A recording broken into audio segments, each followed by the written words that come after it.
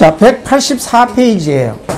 이 말라기를 마지막 장으로 남겨뒀는데 이 말라기에 앞서서 우리가 창세기부터 시작한 하나님의 이스라엘 백성을 불러내서 하나님 나라를 이루겠다 하는 계획이 머릿속에 39권이 이렇게 펼쳐져서 쭉 파노라마처럼 연결되는 것이 연결되어야만이 말라기에서 오늘 얘기하는 것을 마지막 대미를 장식할 수 있는 거예요.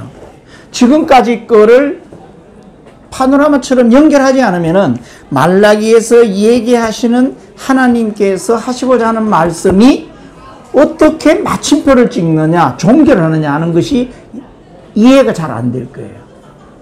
말라기라는 책은 430년, BC 430년에 쓰여진 책이에요. 그러면은 400년간을 침묵하기 때문에 하나님께서 말씀을 끝낼 기간이 30년밖에 없는 거예요. 30년.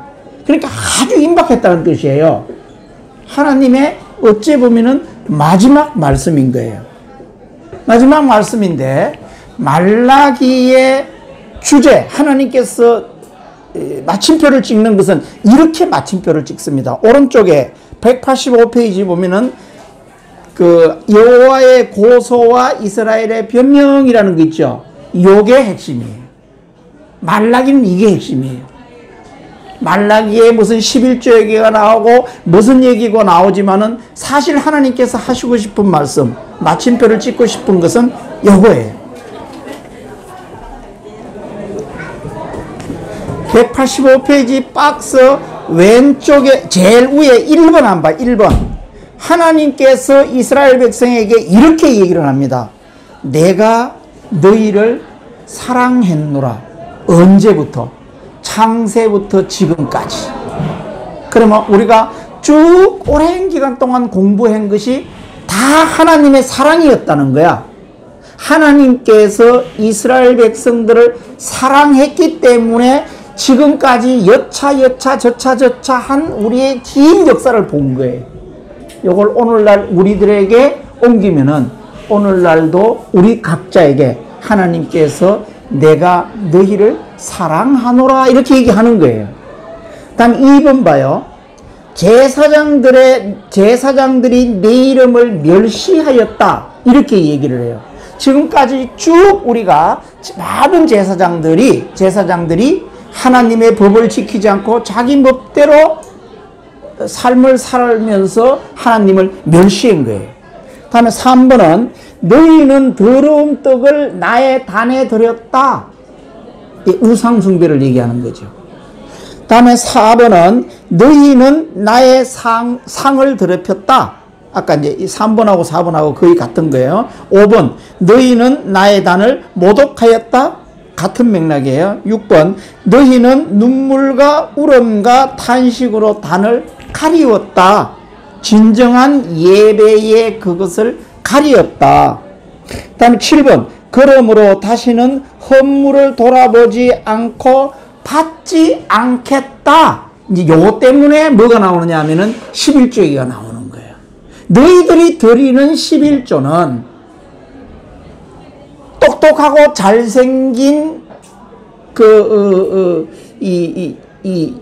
것들은 너희들이 먹으려고 다 꼬불치 놓고 하나님께 드리는 것은 다 삐쩍마르고 못생기고 장애된 것들, 이런 것들만 드리고 있다는 거야. 지금 말라기 시대가 이걸 얘기하는 거예요. 그래서 받지 않겠다. 너희들이 드리는 예물에 너희들의 진정한 마음과 하나님을 존경하는 마음이 없다. 그러니까 받지 않겠다. 이렇게 얘기하고 있는 상황이에요. 이게 말라기 시대가 이렇다는 거예요. 이때까지 아브라함을 불러내서 쭉 지금까지 아브라함이 BC 2166년에 태어났잖아요. 그러면 2000년 동안 너희들이 섬긴 결과가 이거라는 거예요. 지금 현재 여기 와 있다는 거야. 430년에 너희는 말로 나를 괴롭게 하였다. 열조로부터 규례를 떠나 지키지 않았다. 모세를 불러서 10계명부터 시작해서 온갖 율법과 규례를 다 줬는데 그거 지키지 않았다는 거지. 다음에 내게로 돌아오라. 그러면 나도 돌아가리라. 이거는 이제 그 예언서, 선지서의 주제가 이거잖아요. 나에게로 돌아와라, 돌아와라. 라고 얘기하는 거잖아요.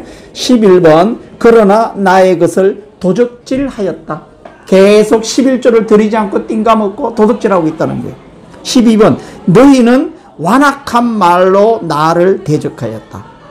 그래서 다시 돌아가면 1번 첫 번째 질문, 내가 너희를 사랑하였노라 라는 것이 지금 밑에 있는 11번째 거를 다 합치면 1번 하나님께서 이스라엘 백성들에게 하는 고소, 질문사항이 되는 거예요. 질책사항이 되는 거예요. 내가 너희를 사랑하고 있다. 이렇게 얘기하니까 오른쪽에 이스라엘의 변명함 들어봐요. 그렇게 얘기하니까 이스라엘 백성들이 지금이라도, 지금 430년 된 지금이라도 하나님 잘못했습니다. 우리 조상들이 잘못했습니다. 우리 조상들이 하나님이 시키는 걸로 하지 않고 우리 갈 길로 갔습니다. 우리가 다 이방신을 섬겼습니다. 이렇게 얘기하는 것이 아니라 뭐라고 얘기하는가 한번 봐요. 주께서 어떻게 우리를 사랑하고 계신다고 얘기하십니까? 250만 명을 출애굽시켜가지고 지금 남아있는 이 예루살렘에 남아있는 하나님의 나라를 이루겠다는 사람은 지금 6, 7만 명밖에 되지 않는 이런 상황에서 이스라엘 백성들이 하나님께 따지는 거예요. 대드는 거예요. 하나님 사랑하고 계신다면서 어떻게 우리가 요 모양 요 꼴이 되었습니까? 이스라엘 백성들이 250만 명이 나와가지고 이제 6, 7만 명밖에 되지 않고 이 백성들 가지고 어떻게 하나님 나라를 온 이방 세계를 구원하라고 얘기를 하시는 겁니까? 하나님의 사랑이 너무 터무니없지 않습니까? 라고 변명하는 거예요. 이게 말라기 시대의 말라기 상황이라는 거죠. 지금 하나님과 이스라엘 백성 사이가 이렇게 되어 있다는 거예요. 밑으로 쭉 이스라엘의 백성 하는 게 아까 질문했던 거에서 뒤에 쭉 읽어보면 다 같은 맥락이에요. 이스라엘 백성들이 지금이라도 정신 차리고 지금이라도 순종해서 우리가 일당백을 하자. 하나님의 나라를 이룩하자. 하나님께서 아브라함을 불러낸 목적, 우리 조상들에게 주었던 메시지가 우리들에게 주어져 있다. 그러니까 우리가 이렇게 가자라고 하는 것이 아니라 하나님께 거꾸로 따진다 이거죠. 하나님이 어떻게 우리 백성들을 사랑하신다고 얘기하십니까? 이렇게 따지는 상황. 요게 말라기 시대의 이스라엘 백성들의 상황이에요. 요걸 오늘날로 끌고 오면은 똑같은 질문을 우리 각자에게 던질 때에 우리의 환경과 우리의 처한 환경과 모든 것을 가지고 이스라엘 백성들과 같은 이런 변명을 하고 있다. 이런 얘기예요. 이런 얘기예요. 자, 그래서 말라기 시대의 시대 상황이 지금 이렇다는 거예요. 이스라엘 백성과 하나님 사이가 이렇다는 거예요. 이제 이거를 조금 뜯어서 공부를 해봅시다. 말라기 184페이지로 다시 돌아가요.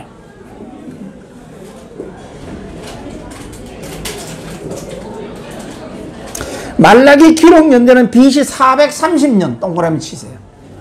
이제 하나님께서 침묵기로 들어가는 임박한 상황이라는 거예요. 430년경으로 보는 이유는 느헤미야에 나오는 제사장의 타락, 불성실한 11조, 이방 여인과의 혼인에 대한 언급 등으로 볼 때 동시대인 것으로 추정한다. 느헤미야 시대의 말미에 와 있다 이런 얘기예요. 말미에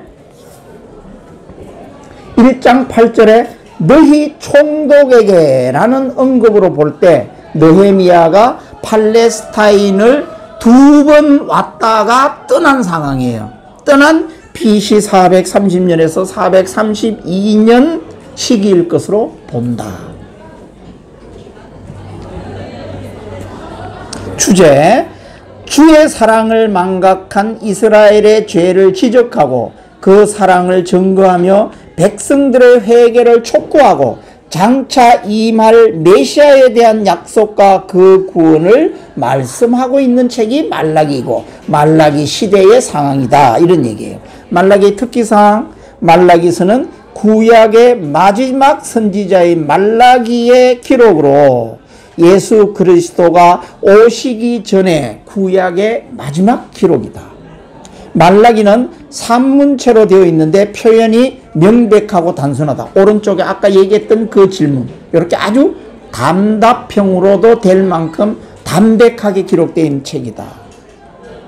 3번, 다른 선지서들은 하나님을 섬기는 마음의 태도와 도덕성을 강조하는 반면 말라기서는 상대적으로 백성들의 외적인 제사, 그때 당시에 이스라엘 백성들이 제사 드리는 모습, 외적인 거를 얘기하고 있고, 11조와 헌물도 형식적이고 의식적으로 의례적으로 드리는 습관화된, 아주 그 중에서도 나쁜 마음을 머금고 드리는 11조와 헌물, 이런 것들에 대해서 얘기하고 있다. 말라기가 말하는 두 가지 악은 형식주의를 지금 나무라고 있는 거예요. 이 형식주의는 신약의 바리새인들의 형식주의로 바로 연결되는 거예요. 구약의 마지막에서 얘기하는 이 형식주의가 바리새인들로 연결이 된다. 그 다음에 회의주의는 신약에 가면은 사두개인들의 이 그 회의주의로 바로 연결된다. 그러니까 두 가지 다 예수님이 굉장히 싫어하고 있는 계층이에요. 사두개인과 바리새인들의 신앙의 모습, 이것들을 예수님은 굉장히 싫어한다, 이런 얘기죠. 이것이 바로 말라기에서 구약의 이스라엘 백성들의 모습이 신약으로 연결된 것이 바리새인과 사두개인으로 나타난다, 이런 얘기예요. 예수님의 초림은 주의 길을 예비할 요한의 출현과 연계되어 있다는 예언은 400년 후에 이루어졌고, 재림은 강력한 심판의 주로서 마지막 날에 임할 것을 강조한다. 하나님께서 구약 말라기의 430년에 어떤 말씀을 하고 크루징을 하는가, 입을 닫는가 하는 것은 마지막 말라기서의 마지막에 나와 있어요. 3장 2절에서 5절에 나와 있어요. 뭐라고 나와 있느냐? 이 엘리야를 보내겠다라고 얘기하고 침묵기로 들어갑니다. 이 엘리야는 신약에 가면은 세례 요한을 의미하는 거거든요. 제일 마지막에는 엘리야를 보내겠다라고 얘기하면서 문을 닫습니다. 문을 닫습니다. 말라기 시대의 상황, 3차에 걸쳐서 귀환한 백성들은 성전을, 이렇게 스룹바벨이 성전을 지었잖아요. 그 다음에 느헤미야가 와서 성전을 재건했잖아요. 재해놓고, 그 다음에 족보를 보완을 했어요. 그리고 유월절을 지켰어요. 이방인과 결혼한 유대인들의 명단을 공개해가지고 다 이방인들을 다시 돌려줘라, 이렇게 얘기를 했어요. 그 이방인을 추방하는 사회계획을 시행하였고, 회개하는 심정으로 율법을 지키려고 힘썼다. 포로 귀환 후 활동하던 영적 지도자인 1차 포로 귀환을 했던 스룹바벨도 떠났어요. 여호수아도 떠났어요. 여호수아가 스룹바벨하고 같이 온 예수아, 제사장을 얘기하는 거예요. 이 여호수아가 우리 자기 가나안에 들어갔던 여호수아가 아니에요. 스룹바벨과 1차 귀환할 때 함께 왔던 그 여호수아, 이걸 예수아라고 그래요. 예수아, 제사장이에요. 스룹바벨은 들어와서 성전을 지었고, 성전을 지으면 거기서 제사 행위를 해야 되니까 제사장인 예수아를 같이 보냈어요. 같이 보냈는데 스룹바벨도 떠났고 여호수아도 떠났고, 그 다음에 2차 포로 귀환을 한 에스라도 자기의 임무를 다 마치고 떠났어요. 그 다음에 느헤미야 3차 귀환을 해서 성벽을 재건한 그 느헤미야도 아까 다시 자기 본국으로 돌아갔어요. 메데 바사로 돌아갔어요. 그 다음에 학개 스가랴가 1차 귀환을 할 때 와가지고 그 성전 짓는 것을 16년간 반대했던 그 사마리아인들과 이방인들을 설득하기 위해서 보낸 선지자가 학개와 스가랴예요. 그렇게 1차 포로 귀환을 할 때는 4명의 주축이 왔다는 얘기예요. 스룹바벨, 예수아, 학개, 스가랴. 이 사람들 다 떠났다 이거지. 그러니까 그 민족의 지도자들, 영적 지도자들이 다 떠난 상황이다 이런 얘기예요. 현재 말라기 상황은 모두 떠나갔고 바사의 식민지 지배하에 세금을 바쳐야 되는 거예요. 식민지니까, 바사의 식민지니까 세금을 바치는 서러움을 겪고 있었고, 피지배 민족, 우리 일제 36년 치하를 생각하시면 돼요. 하나님의 나라인 메시아 왕국이 임할 것이라는 영광스러운 약속이 이루어지지 않고 지금까지 계속 이스라엘 백성들이 계속해서 기다리고 있는 것은 구약에 얘기했던, 이미 이사야 시대 때 얘기했던 메시아를 보낼 것이다, 메시아를 보낼 것이다, 800년 전에 얘기했던, 그러니까 지금으로부터는 400년 전에 얘기했던 그 메시아를 지금 계속 기다리고 있는 상황이다 이거지. 메시아가 오기를. 암담한 상황이 계속되자 하나님의 사랑을 의심하기 시작을 하였고, 아까 제일 처음에 하나님이 사랑하였노라 라고 얘기했을 때 하나님이 어떻게 사랑한다고 얘기하고 계십니까? 지금도 계속 우리는 피지배 민족으로서 거의 지렁이 족속이 된 우리들의 모습을 한번 보십시오. 어떻게 하나님께서 우리를 사랑한다고 얘기합니까? 그러면 메시아가 와가지고, 메시아라는 것은 왕국을 이뤄서 주변에 있는 자기들을 침략한 메데바사를 쳐부수고 자기들이 왕국이 돼야 되는데, 지금 이 모양 이 꼴로 이 거짓 꼴을 한 이 백성들을 어떻게 사랑한다고 얘기합니까? 이렇게 얘기하고 있다 이거지. 이루어지지 않고 암담한 상황이 계속되자 하나님의 사랑을 의심하기 시작을 하였고, 그래서 아까 그런 변명이 나온다 이거지. 하나님 통치에 대한 회의와 원망과 불신과 무관심이 전체 사회에 쭉 퍼져 있었다 이런 얘기예요. 3. 사회적으로는 마침 가뭄과 흉년이 들었어요. 가뭄과 흉년을 겪어야 했고, 영적으로는 하나님 중심으로 잘 유지해야 할 제사장들이 제사를 소홀히 하고, 지난번에 사사시대에 레위 족속들이 레위 족속으로서 해야 할 일을 다 하지 못했기 때문에 일어나는 비디오 2가지를 보여줬잖아요. 이 현재 상황도 제사장들이 해야 할 일을 소홀히 하기 때문에 백성들이 계속해서 이렇게 되고 있는 상황이다 이런 얘기예요. 소홀히 하고 거룩한 율례와 법도를 무시하고 11조를 소홀히 하였고 아무 제물이나 하나님께 바쳤다. 그래서 이 말라기서에 11조에 대한 언급이 나오는 거예요. 또한 윤리적으로 타락하여 이방 여인들과 혼인하여 하나님 백성으로서 순결을 잃은 상황, 이런 상황이다 이거지. 외적으로도 보면은 사회가 굉장히 피폐해졌고 혼탁해진 상황이고, 이스라엘 백성들도 하나님에 대해서 대들기 시작한 이런 상황이었다 이거지. 185페이지. 이런 혼란한 시대 상황 속에서 하나님께서는 말라기라는 선지자를 불러서 이스라엘 백성을 향한 변함없는 하나님의 관심과 사랑을 알리고 또 메시아를 보낼 것을 약속하신다. 메시아를 보낼 것을 약속하시는 것을 엘리야를 보내겠다. 그러니까 엘리야는 세례 요한이잖아요. 세례 요한이 왜 오느냐? 신약에 가서 배우는 건데 왜 오느냐?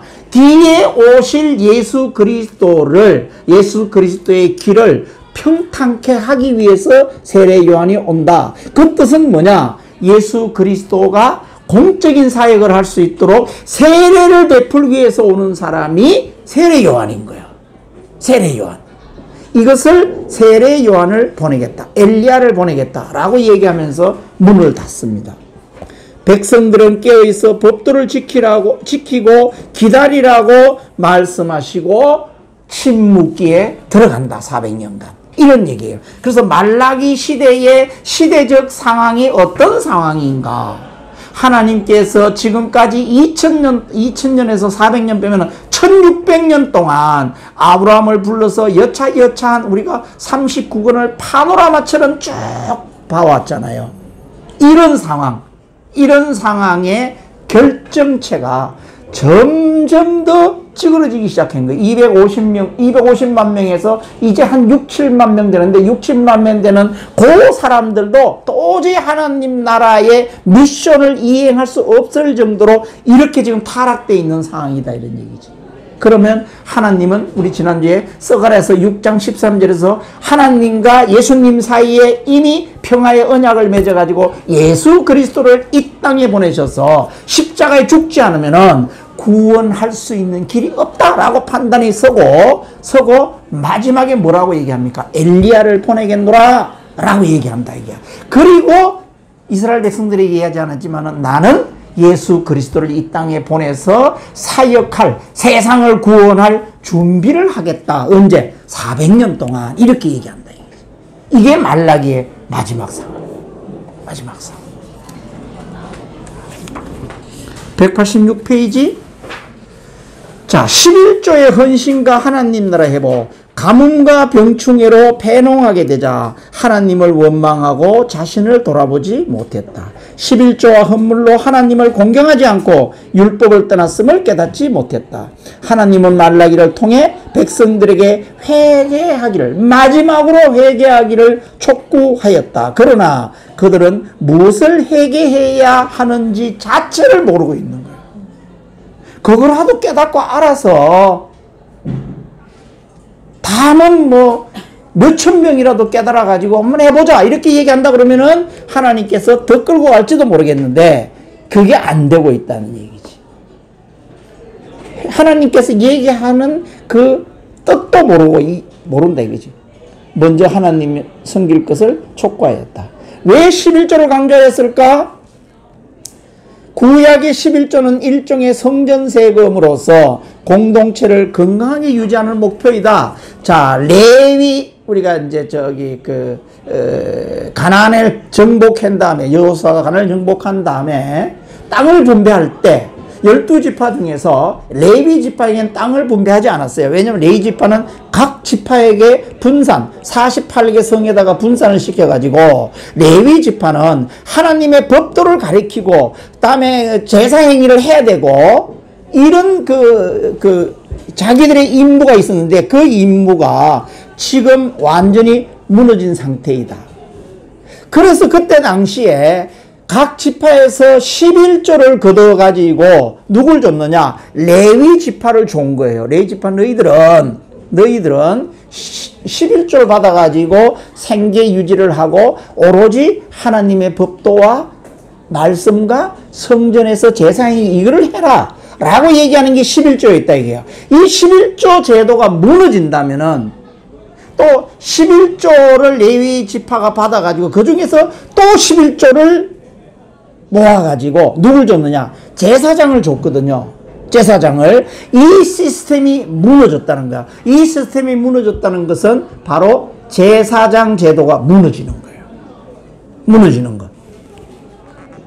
제사장 지파인 레위인을 위한 생활비였기 때문에 11조를 제대로 내지 않으면 레위인들이 성전 봉사나 율법 연구를 게을리하고 다른 돈벌이를 하게 되어 영적으로 타락하게 되어 있다. 오늘날 목사님들이 목회를 하지 않고 운전한다는 사람이 있다라고 얘기를 하잖아요. 다른 일을 하게 된다면은 그 말씀 전수가 되겠느냐? 안 된다는 얘기지. 바로 지금 시대가 이런 시대가 된 거예요. 절기 때마다 성전에 올라가는 경비, 이 11조를 받아가지고 이 제사장들, 레위 지파들이 1년에 그 제사 행위를 하기 위해서 성전에 올라가는 경비인데 이게 경비가 없어서 성전에 못 올라가는 거예요. 그러니까 완전 시스템이 무너지는 거죠. 1년에 3차례 성전에 올라가 절기를 지키고 언약 백성끼리 교제를 나누어야 하는데 11조를 드리지 않는 것은 절기와 교제를 게을리했다는 뜻이다. 그 다음에 구제비였습니다. 매 3년마다 돌아오는 구제의 해에 레위인과 객과 고아와 가부를 돕는 경비로 사용하는데 11조가 등한시되어 이런 공동체로서의 일체감이 줄어들고 개인적이고 이기적인 삶이 우선시되어 공동체 위기를 말해주는 것이다. 말라기에서 11조를 등장시키는 이유가 바로 제사장 제도가 무너지는 것을 얘기하고 있는 거예요. 이게 그러니까 앞길이 캄캄한 거죠. 하나님은 말라기를 통해서 6가지 질문으로 유다인들의 죄악을 고발한다. 아까 얘기했던 12가지 질문 쫙 나오잖아요. 위선, 부정, 이방인과의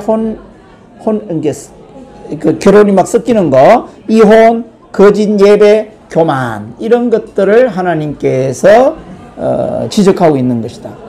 5번, 율법으로는 죄를 깨닫게 하지는 깨닫게는 하지만은 죄를 청산할 수는 없기 때문에 말라기는 그리스도의 오심을 예언하고 400년간 침묵하고 신약으로 넘어간다. 말라기 마지막 절인 4장 5절에서 6절은 누가복음 1장 17절로 연결시킵니다.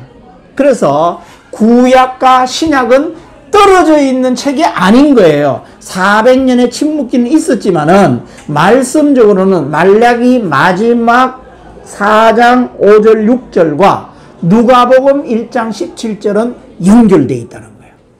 그러니까 구약과 신약도 연결되어 있는 책이라는 거예요. 엘리야의 출현을 예고한다. 말라기 4장 5절 6절에서 내가 선지자 엘리야를 너희에게 보내리니. 그러니까 엘리야는 죽지 않고 불말을 타고 올라갔다고 얘기를 하잖아요. 그러면 지금 낙원에 가 있단 말이에요. 낙원에 가 있는 그 엘리야를 보내겠다, 이렇게 문자적으로 해석하는 것이 아니라 세례 요한을 보내겠다. 예수 그리스도가 와서 공생애를 출발할 수 있도록 철저하게 세례 요한은 2인자예요. 자기는 예비하시는 분이에요. 그래서 신약에 가서 공부하겠습니다마는 세례 요한은 너무나 겸손하신 분으로서 자기가 해야 할 일만 딱 하고 자기는 죽습니다. 절대 예수 그리스도의 역할이나 이것을 오버하지 않습니다. 그래서 여기 보면은 너희에게 보내리니, 이게 누가복음 1장 17절에 가면은 그가 세례 요한을 얘기하는 거예요. 그가 또 엘리야의 심령과 능력으로 주 앞에 먼저 와서, 세례 요한이 예수님보다 8개월 먼저 태어나요. 그리고 공생에도 먼저 자기가 공생에도 먼저 시작을 해요. 공부도 먼저 많이 해요. 그래가지고 예수 그리스도에게 요단강가에서 세례를 베푸는 일과 그 다음에 제자를 먼저 삼아가지고 예수님에게 제자 5명을, 12제자 중에서 5명을 인계를 합니다. 이게 신약 상황이에요. 세례 요한이 철저하게 예수 그리스도 앞에 와가지고 예수 그리스도가 하나님 나라를 이 땅에 이루하도록 해주는 역할, 요것을 세례 요한이 한다는 거예요. 말라기의 예언과 신약에서의 성취고 나와 있어요.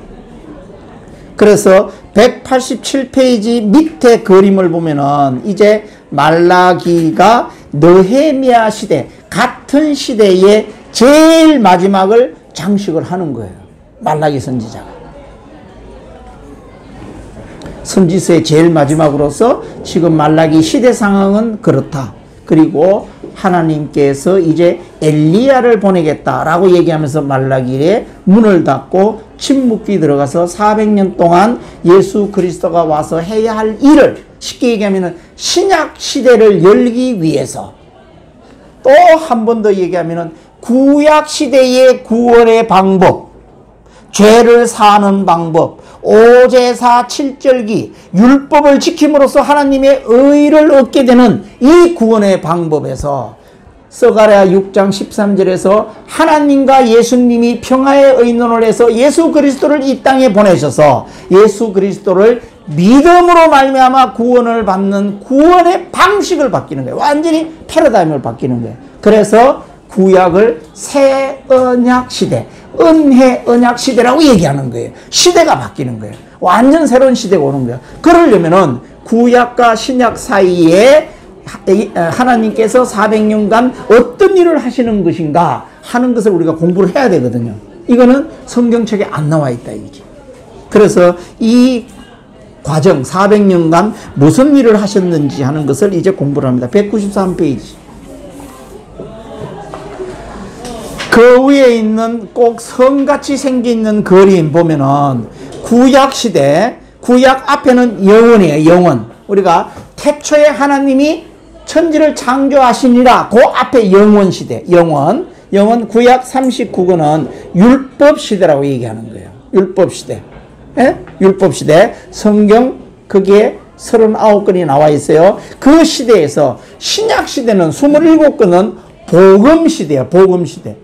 예수 그리스도를 믿음으로 말미암아 구원을 받는다. 이게 복음이거든요. 은혜, 언약시대.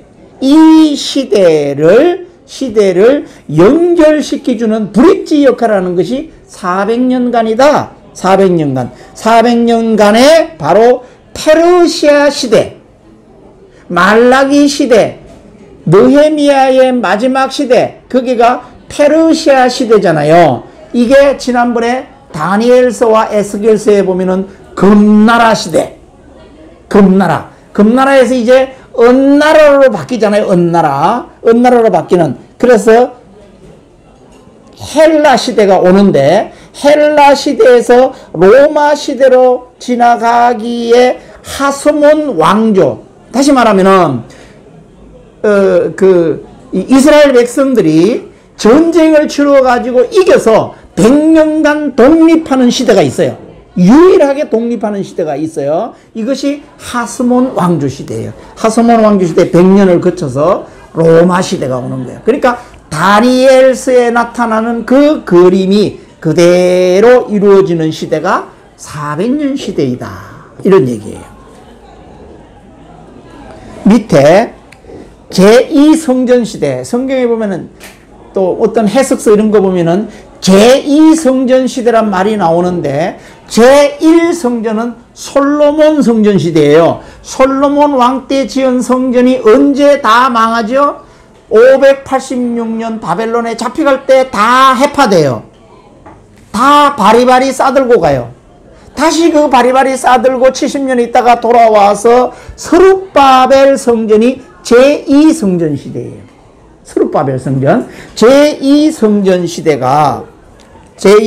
시대가 서룹바벨 성전이 어디까지 가느냐 하면은 여기 보면은 신구약 중간기 400년, 그 다음에 말라기 기록을 거쳐서 예수님이 탄생하는 BC 4년에 예수님이 탄생을 하거든요. 그래가지고 이 제2성전이 언제 해파가 되느냐? AD 70년 로마 폼페이오 장군이 이 장군 시대에 와가지고 이 성전을 다시 부숴버리는, 이게 AD 70년이에요. 70년. 그래서 제2성전 시대는 서룹바벨 성전이 완공. 우리가 70년을 얘기할 때 586년 마이너스 준공하고 헌당한 게 516년이라고 그랬어요. 516년. 요걸 빼면은 70년이라고 그랬어요. 70년. 그거를 거쳐가지고 로마에 의해서 두 번째 성전, 제2성전이 파괴되는 것은 AD 70년이에요.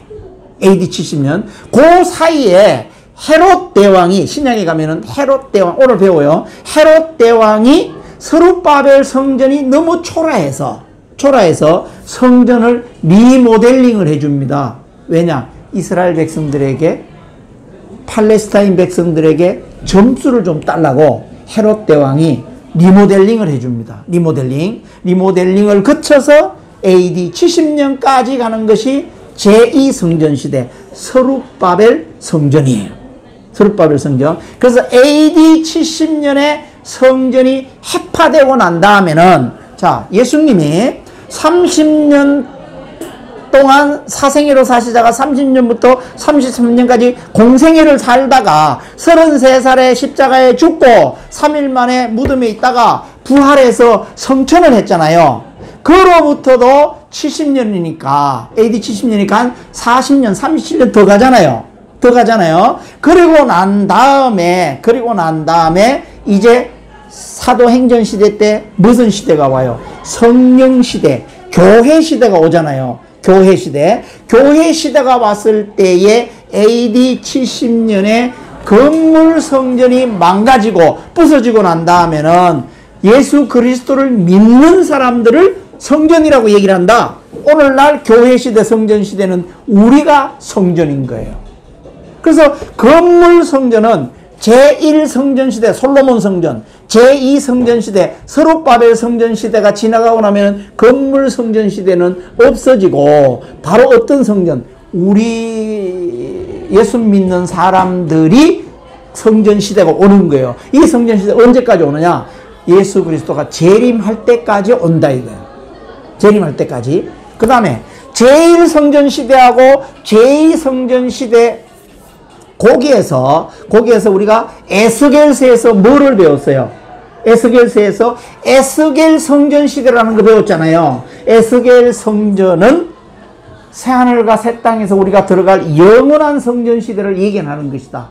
그러니까 제1성전 시대, 제2성전 시대는 건물 성전 시대예요. 건물 성전 시대. 그 다음에 오늘날 교회 시대, 우리가 성전인 거예요. 고린도전서 3장 16절에 보면은 우리의 성전 시대를 거쳐가지고 다음에 새하늘과 새 땅에서 이루어질 성전, 이것은 에스겔 성전 시대, 환상으로 본 성전 시대가 온다는 거예요. 그래서 성전을 이렇게 잘 정리만 해도 성경책이 정리가 되는 거예요. 요약이 되는 거예요. 194페이지. 자, 400년 동안에 다니엘서에서 예언을 했던 그 예언이 이루어지는 거예요. 금나라는 바벨론이었어요. 다음에 은나라가 메세바다, 바사 시대가 와요. 메세바사 시대 때에 다시 70년이 지나가고 돌아가잖아요. 그 다음에 헬라 시대가 옵니다. 헬라 시대. 이 400년 사이에 헬라 시대가 오는 거예요. 온전히 400년 사이에 오는 시대는 이 헬라 시대와 아까 하스몬 왕조 시대가 지나가는 거예요. 하스몬 왕조 시대. 그리고 난 다음에 로마 시대가 오는 거예요. 로마 시대. 그래서 이 400년산을 공부하지 않으면은 헬라 시대와 이 하스몬 왕조 시대를 알 수가 없어. 숨어져 있는 내용이다 이 말이지. 성경책에 안 나오니까.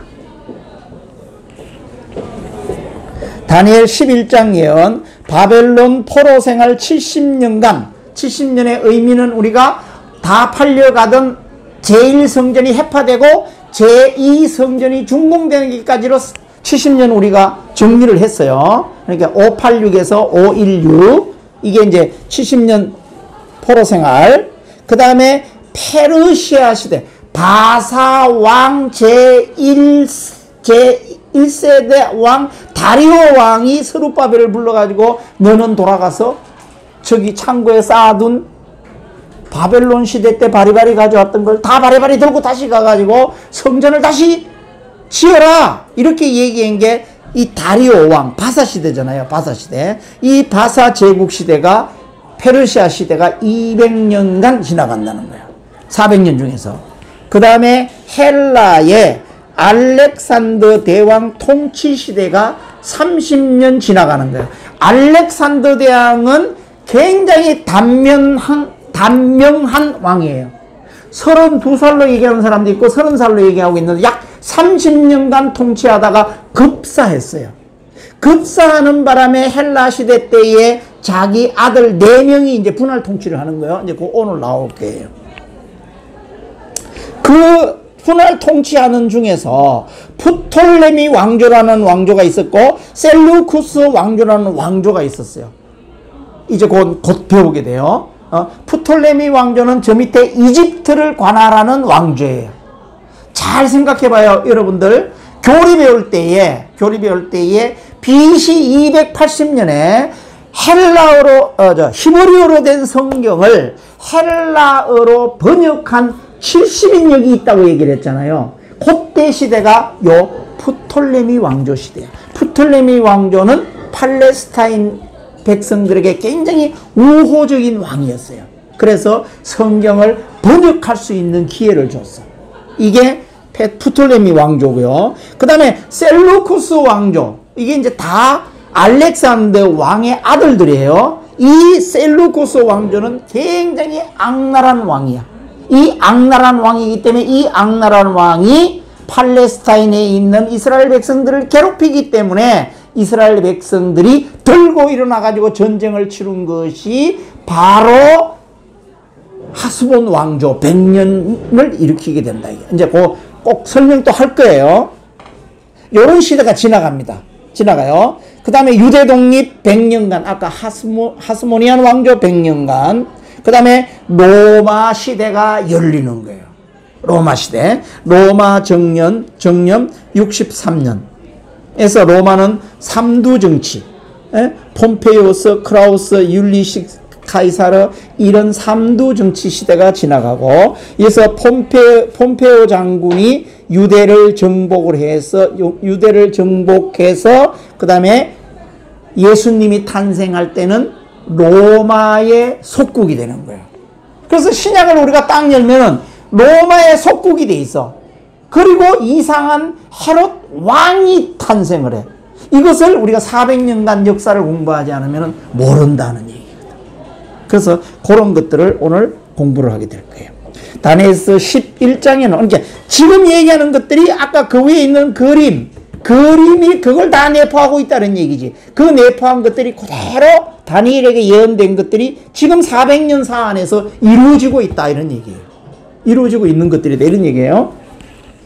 다니엘서 11장에 나오는 남방의 왕들이란 말이 나와. 는 애굽의 통치자들인 6명의 프톨레미 왕조의 왕들을 말하는 것이고, 이렇게 남방의 왕들이라고 예언했을 때는 지금 얘기하는 프톨레미 왕조, 400년 동안에 일어날 프톨레미 왕조의 왕들을 얘기하는 것이고, 북방의 왕들이라는 표현은 수리아 통치자들인 7명의 셀루쿠스 왕들. 아까 플로테미 왕조는 우호적인 왕, 셀루쿠스 왕조는 적대적인 왕들, 이것을 얘기하고 있다. 다니엘서 11장 21절 45절에 나오는 비천한 북방왕에 의해 자행된 유대교 박해 사건, 교회에다가 유대인들이 싫어하는 돼지를 잡아가지고 피를 뿌리고 이런 일들이 일어나고, 거기서 책상을 끄고 이런 일들이, 이게 셀루쿠스 왕에서 악랄한 정치가 이루어진다 이 말이야.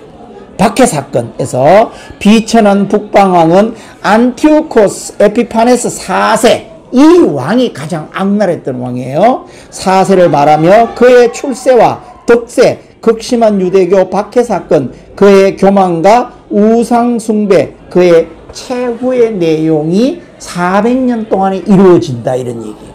다 숨어진 내용이기 때문에 성경에는 이런 것들이 안 나와요. 이건 따로 신대원에서도 따로 이 과정을 공부를 해야지 나오는 거예요. 신구약 중간기. 자, 이제 400년 동안을 크게 그룹으로 보면은 1번 세계사적 변화. 세계사적 변화예요. 다음에 197페이지. 사회적 변화. 큰 그룹으로 세계사적 변화라는 건 역사를 얘기하는 거야. 세계사가 어떻게 움직이고 있냐. 하나님께서 세계사도 경영한다고 그래서, 글로벌 경영을 한다고 그래서, 그러니까 세계사적 변화가 어떻게 일어나냐. 세계 역사가 어떻게 이루어진가. 세계사가 어떻게 이루어지고 있느냐 하는 거고요. 두 번째는 사회적 변화예요. 팔레스타인의 사회적 변화. 사회가 어떻게 변하느냐. 두 번째예요. 세 번째는 198페이지에 드디어 왕과 총독이 등장을 합니다. 신약에 가면은 왕과 총독이 등장을 하기 때문에 이것을 여기서 공부하지 않으면 굉장히 헷갈려요. 그래서 왕과 총독에 대한 것을 공부를 합니다.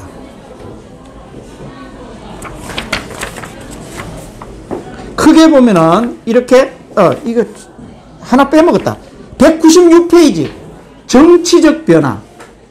정치적 변화, 세계사 변화, 정치적 변화, 사회적 변화, 그 다음에 왕과 총독, 이렇게 위에 이 통치 세력의 변화, 이 네 가지를 공부를 해야만이 신약이 이루어진다. 신구약 사이에 하나님께서 어떤 준비를 하시는가 하는 것을 공부를 하는 거예요. 첫 번째 이제 세계사. 세계사가 어떻게 변하는가 한번 봅시다. 바사에서 헬라 제국으로 아까 저 위에 있는 그림을 생각하면 돼요. 바사. 이제 우리 마지막 느헤미야와 말라기 시대 마지막이 어디의 속국이었어요? 바사의 속국이었어요. 바사의 속국. 바사의 속국에서 이제 헬라 시대로 바뀐다 이런 얘기예요. 세계사가. 바사 제국의 창건자 아까 고레스 왕. 고레스를 이은 바사 왕 3명인 캄비세스, 스멜디스, 다리오. 자, 그래서 우리가 바사 페르시아가 되기 전에 바벨론에서 바사 시대가 바로 된 게 아니고요. 메데 바사 시대라고 얘기하잖아요. 메데 시대가 있고 바사 시대가 있었어요. 그래서 메데, 바사, 헬라 이렇게 바뀌는 세계사를 지금 얘기하고 있는 거예요. 뒤를 이어 아수에르 왕, 크세르크세스 이 왕자에 올라 BC 479년경 헬라를 정복하기 위해서 살라미스 전쟁을 일으켰으나 실패해가지고 바사 시대가 망하고 헬라 시대가 오는 거. 이게 국제적 세계사가 그렇게 변하고 있다. 다시 말하면은 이 팔레스타인 주변에 있는 열강들이 어떻게 바뀌느냐 하는 것을 지금 보는 거예요. 그래서 바벨론, 메데, 바사 지나가서 헬라 시대가 왔다. 헬라 시대. 바사는 BC 332년에 헬라는 우리가 잘 알다시피 알렉산더 대왕이에요. 헬라라는 것은 터키잖아요. 터키. 그리스잖아요. 그리스의 왕은 알렉산더 대왕이에요. 이제 알렉산더 대왕. 알렉산더에게 망했어요. 이제 헬라부터는 제국이란 말을 붙여. 헬라 제국, 로마 제국. 헬라의 알렉산더에게 망하고 헬라 제국이 세워졌다. 이 지중해를 중심으로 해서 지중해 주변 국가가 다 헬라 시대가 된 거예요. 자, 남쪽으로는 지중해의 남쪽 한번 봐요. 남쪽은 어디예요? 이쪽에 왼쪽에 보면 알제리, 그 다음에 이집트, 다음에 오른쪽으로 가면은 이제 이스라엘, 그러니까 팔레스타인, 위로 올라가면은 터키 지나가고 나면 그리스 지나가면 로마, 여기가 다 헬라 제국이 된 거예요. 헬라 제국이 되었기 때문에 언어를 뭐를 쓸까? 헬라어를 쓰고 있다는 거야. 헬라어. 그래서 프톨레미 왕조가 너희들의 성경을, 모세오경을 잘 이해하려면은 헬라어 성경이 필요했던 거야. 토라가 모세오경이잖아요. 모세오경이 히브리로 되어 있는 것을 지금 헬라 시대가 왔으니까 헬라어로 번역을 해라 라고 해서 70인역을 시켰다 이 말이야. BC 280년에. 그래서 지금은 헬라 시대가 됐습니다. 헬라 시대. 이제 여기서부터 역사가 드라마틱하게 시작을 해요. 왕은 알렉산더 왕이에요. 그러니까 그리스 시대가 왔다 이거지. 그리스 시대. 그리스 헬라어잖아. 헬라어. 그리고 왕은 알렉산더 대왕이에요. 그 알렉산더 대왕이 앞에 바사 시대 때 왕 3명을 다 쳐부수고 헬라 제국으로 통일했다. 이런 얘기예요. 세워졌고 323년 알렉산더 나이, 여기 또 33살로 나와.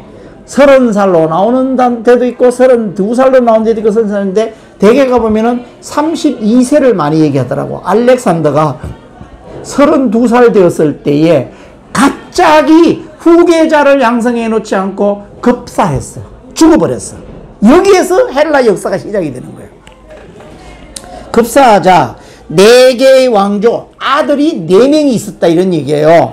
프톨레미라는 아들은 분할 통치를 시키는데 이집트 쪽으로 통치를 시키고, 다음에 셀루코스는 팔레스타인 쪽으로 통치를 시키고, 다음에 카산더, 리시마쿠스, 저쪽에 이제 로마까지 통치를 시켜야 되니까 4명을 분할 통치시키는데 팔레스타인하고 관계되는 것은 남쪽에 있는 프톨레미 왕조, 북쪽에 있는 셀루쿠스 왕조 2개. 저 양홍조 군사가 못 보는데 밖에 나가봐.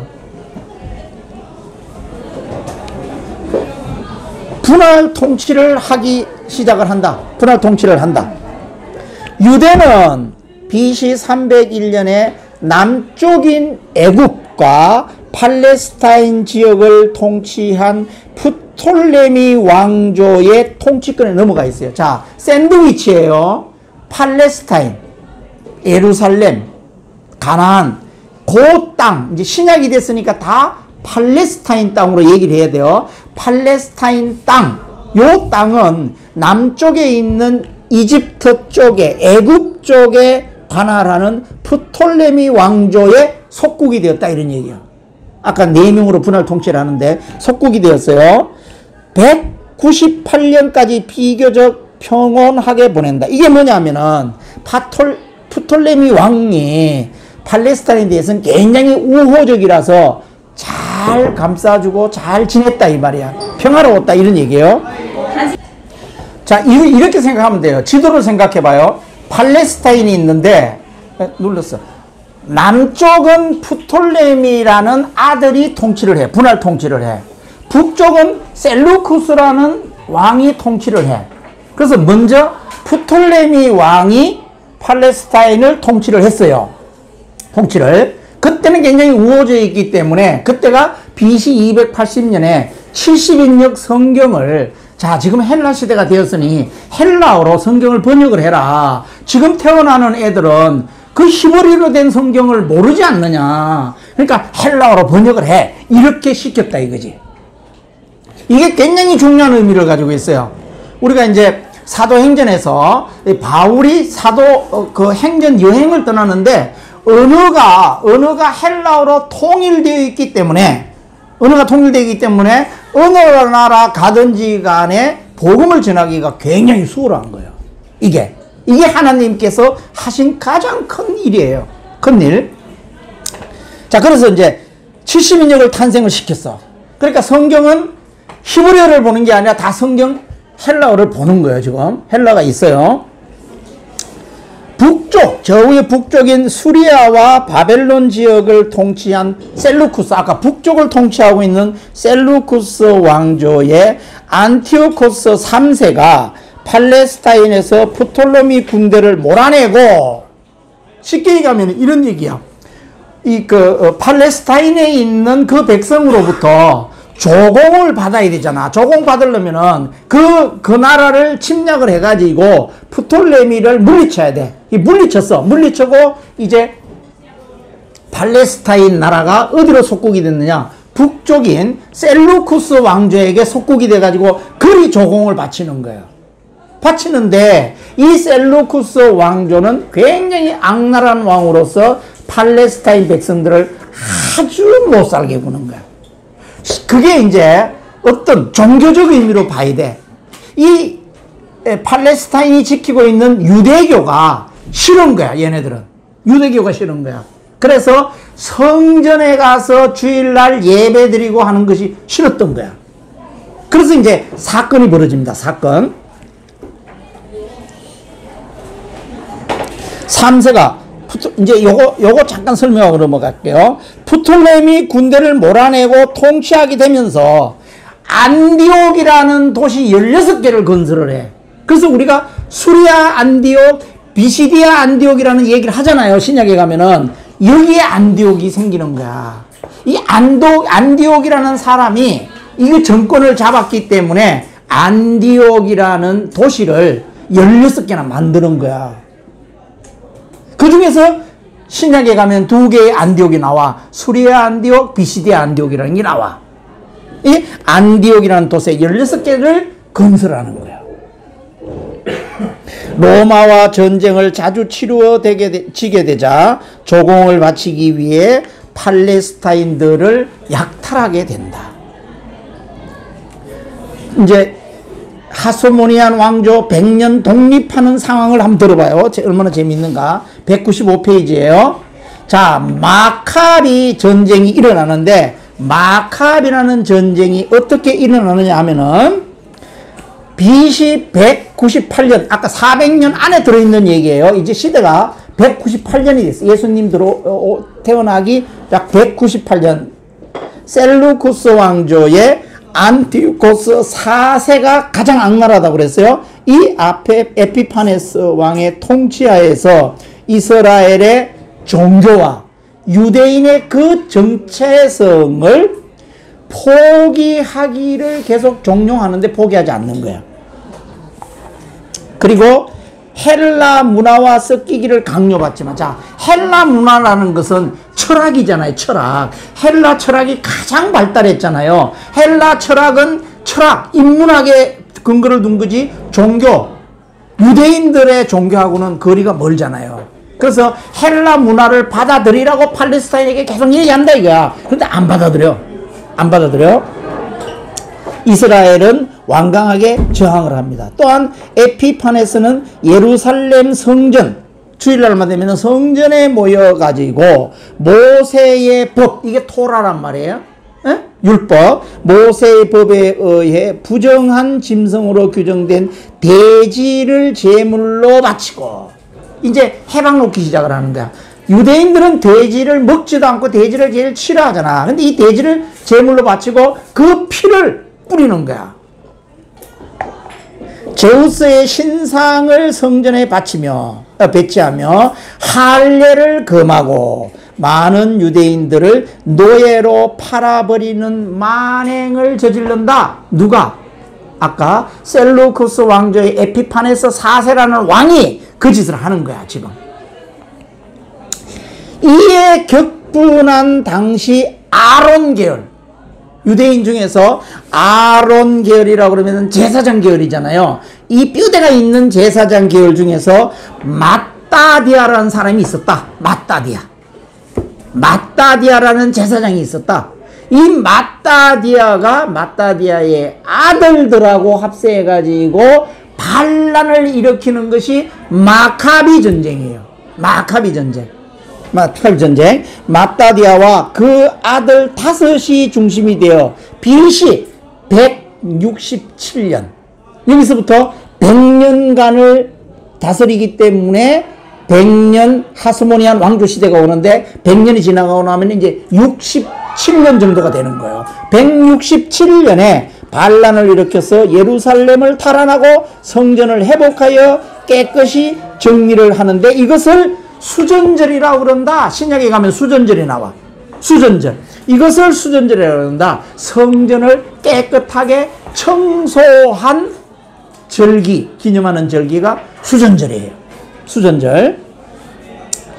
이 반란을 마카비 반란이라고 하여 BC 167년부터 63년 로마 폼페이오 장군에 의해서 정념될 때까지 약 100년간 독립을 얻게 되는데, 이 기간을 하스모니안 시대라고 얘기를 한다. 하스모니안 왕조 시대라고 얘기를 한다. 하스모니안 왕조의 힐카누스 2세는 로마에 항복하고 조공을 바치기로 한다. 자, 헬라 시대와 로마 시대, 로마 폼페이오 장군이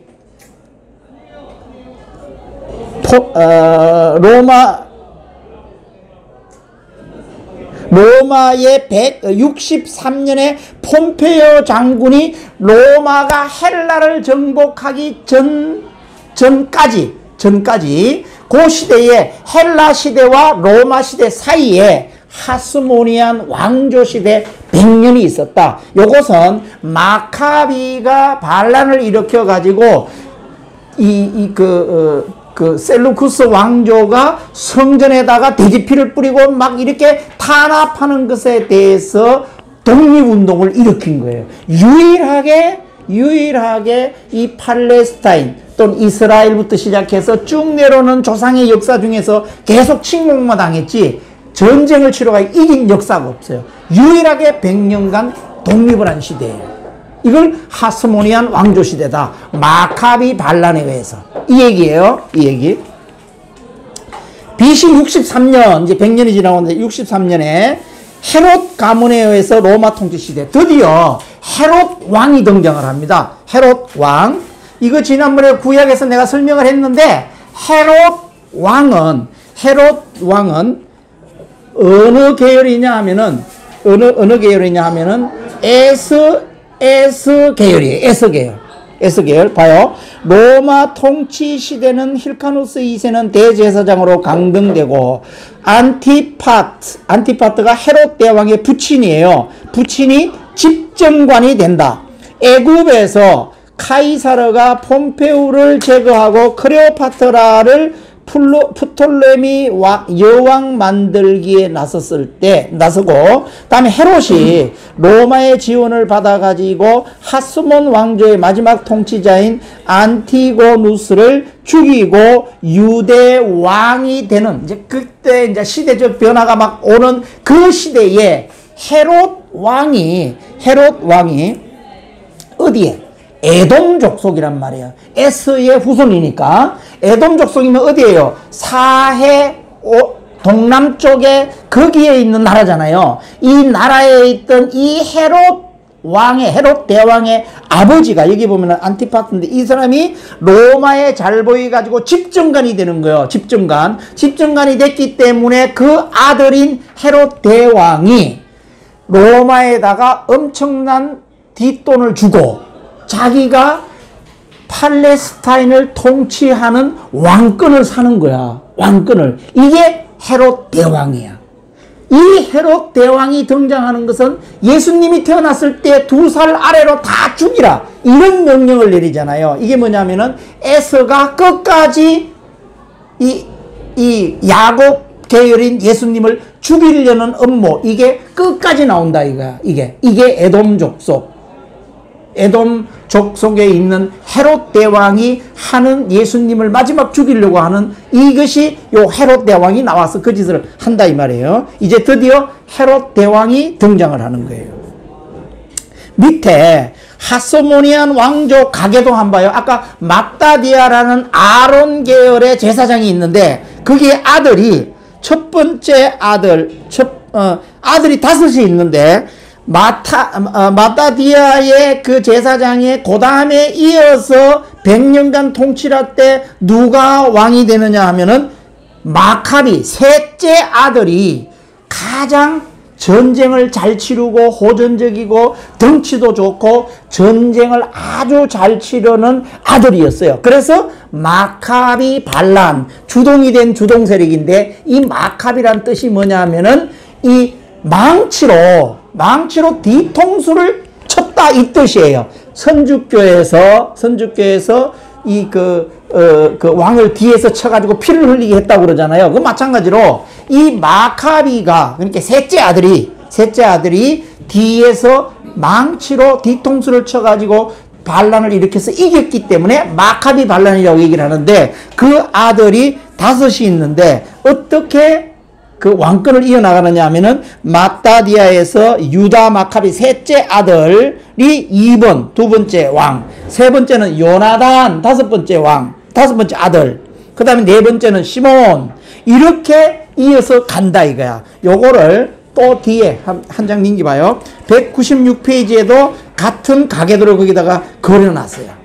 그래서 마따디아 제사장이, 아론계열의 제사장의 셋째 아들이 마카비라는 왕이 있다. 유다 마카비라는 왕이 있었는데 그 마카비 아들이 가장 전쟁적이고 호전적이고 잘생기기 때문에 내 뒤를 따르라, 이렇게 망치를 들고 내 뒤를 따르라 이래가지고 망치로 뒤통수를 쳐가지고 이겼기 때문에 마카비 전쟁이다, 마카비 반란이다, 이런 말을 붙인다 이 말이에요. 예? 그래가지고 100년간 통치를 하는데 이거를 하스모니안 왕조 시대다. 그러니까 헬라와 로마 사이에 하스모니안 왕조 시대 100년간이 있었다. 유일하게 팔레스타인이 독립된 시대가 있었다. 이거예요.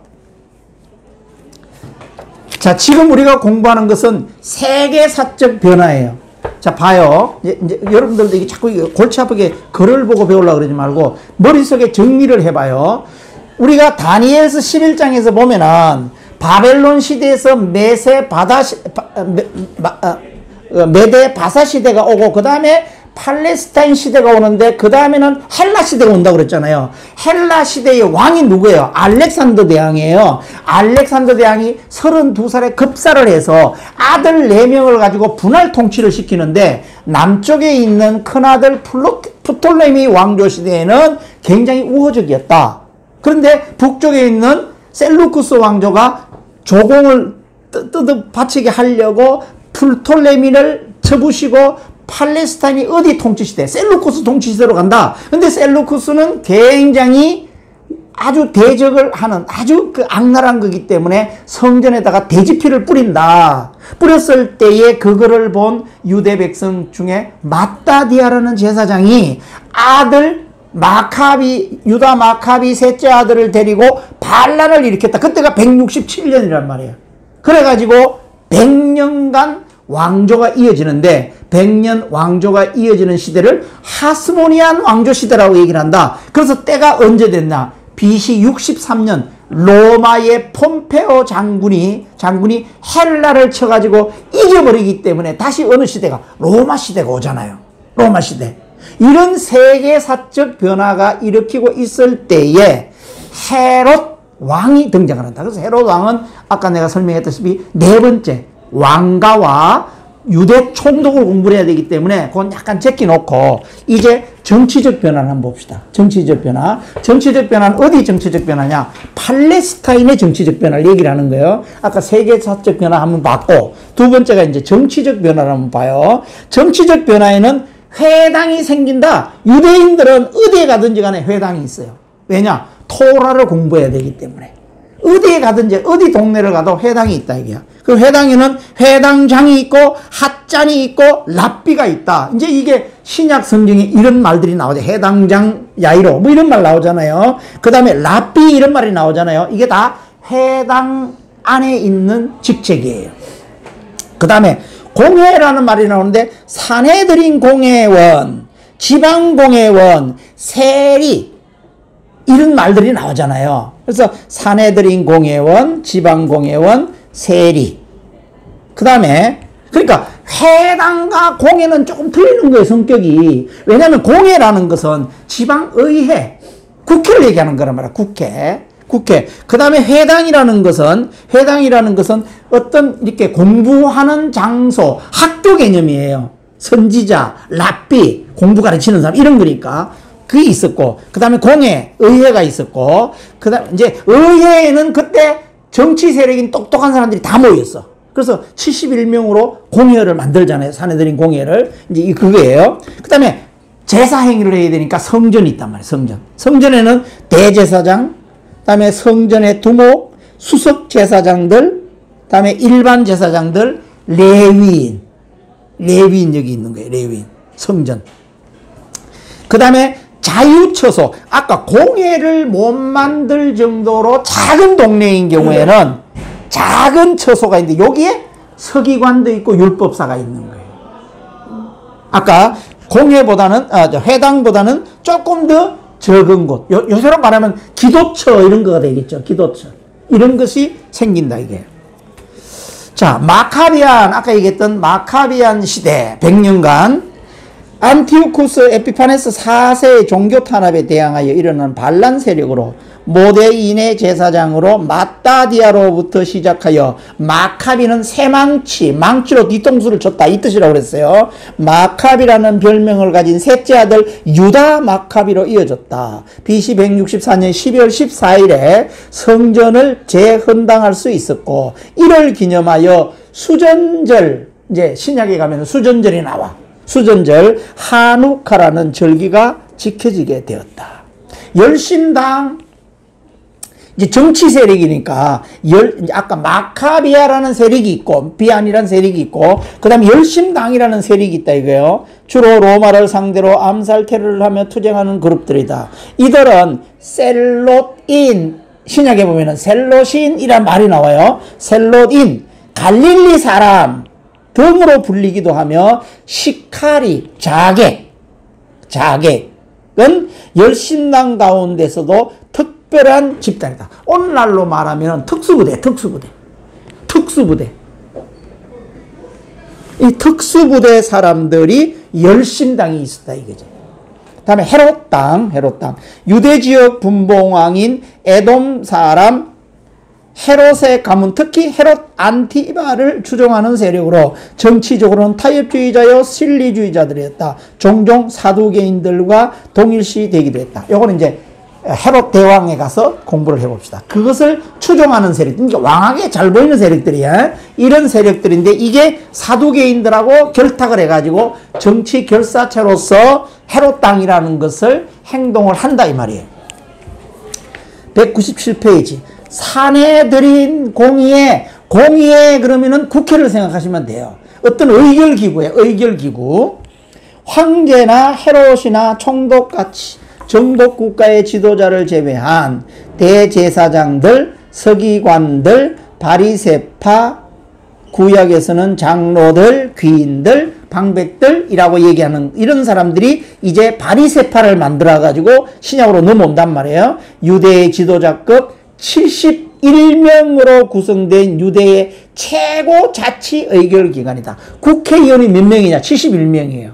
그런데 좀 배웠다는 사람들은 여기 다 들어가 있어요. 예? 사내들인 공의회원이다. 이렇게 얘기하면은 거기에 똑똑한 사람들은 다 들어가 있다 이거지. 그 다음에 대제사장 봐요. 개인적으로 최고의 위치는 사내들인의 주역인 대제사장이고 사두개파였다. 타락한 대제사장이 생겼고 누가복음 3장 2절에 보면은 안나스 대제사장이 나오는데 안나스 제사장은 돈을 주고 제사장 직분을 산 사람이야. 안나스라는 사람이. 여기 보면 3장 2절에 돈으로 대제사장권을 로마로부터 샀다. 굉장히 비위가 많았어요. 그때 당시에. 이게 로마에다가 돈만 주면은 안 되는 게 없던 시대야. 이런 시대. 서기관, 율법교사, 지혜교사, 랍비. 그러니까 이건 항상 뭘 생각해야 되느냐.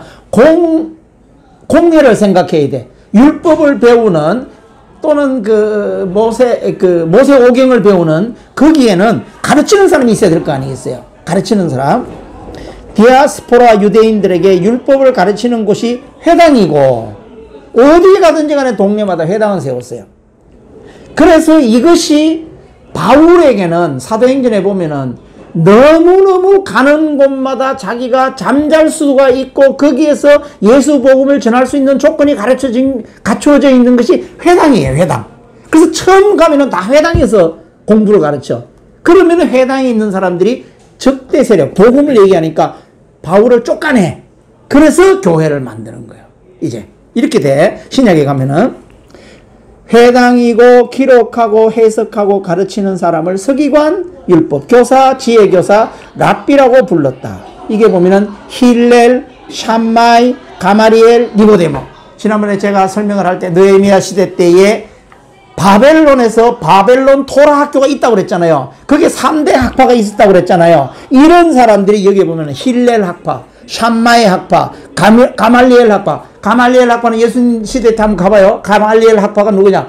바울도 가말리엘 학파란 말이에요. 아주 공부가 많은 사람이에요. 다음에 예수님이 성전에 처음에 갔을 때에 그 안에서 이 학파들하고 맞짱을 뜨고 있어. 예수님이 12살 때 성전에 올라갔어. 올라가니까 이 사람들이 거기서 토론을 하고 있으니까 예수님이 거기서 맞짱을 뜨는 거야. 이게 12살 때. 12살 때 나와요. 그게 힐렐, 샴마이, 가말리엘, 니고데모. 이렇게 니고데모가 예수님께 묻잖아요. 어떻게 거듭나야 됩니까? 라고 묻잖아요. 이게. 예. 그러니까 이런 사람들이 있었다. 이런 얘기예요. 신구약 중간기 종교적 변화. 바리새파가 생기고 사두개파가 생기고 에세네파가 생기는데 이 세 가지가 가장 특징적인 파가 생기는 거예요. 자, 바리새파를 한번 봅시다. 바리새파. 이들은 사두개파와 달리 하스모니안 왕가가 세운 대제사장을 반대했어요. 평민 중심이고 경건주의자들이다. 특히 우리가 이제 바리새파 이렇게 얘기하면은 좁쌀도 샌다고 얘기를 하잖아요. 좁쌀도 셀 정도로 철저한 사람이야. 주일날 돈을 쓰면 안 되는 거야. 걸어서 가는 거야. 사 먹으면 안 되니까 도시락을 싸가지고 가는 거야. 이런 사람들을 바리새파라고 그러거든. 평민 중심이다 이게. 아주 하층 계급에서 철저하게 자기들이 주의를 잘 지킨다고 얘기하는 사람, 이게 바리새파예요. 형식주의자들. 특히 부활에 대한 신학적 견해는 사두개파와 정반대이고 일면 백성의 선생으로 불렸으며 백성들의 지지를 많이 받았다. 하지만 정결 예식과 먹는 법, 안식일 계명 등 율법주의에 빠지면서 내면적으로는 세속주의를 지향하는 형식주의자들이 되었다. 바리새파 그러면 형식주의자 이렇게 생각하면 되고, 예수님이 질책을 하는데 바리새파를 많이 질책을 하잖아요. 예를 들어서 주일날 이 곡식을 이렇게 먹으면 안 되잖아요. 안 되는데 이 바리새파들은 예수님이 그걸 보고 바리새파들이 따지잖아요. 주일날 왜 그렇게 하느냐 이렇게 따지잖아요. 그래서 바리새파는 굉장히 형식주의자들이다. 철저한 율법주의자들이다. 이 말이에요. 이 말이에요. 사두개파 이러면은 지식인층이요 부자를 생각하면 돼.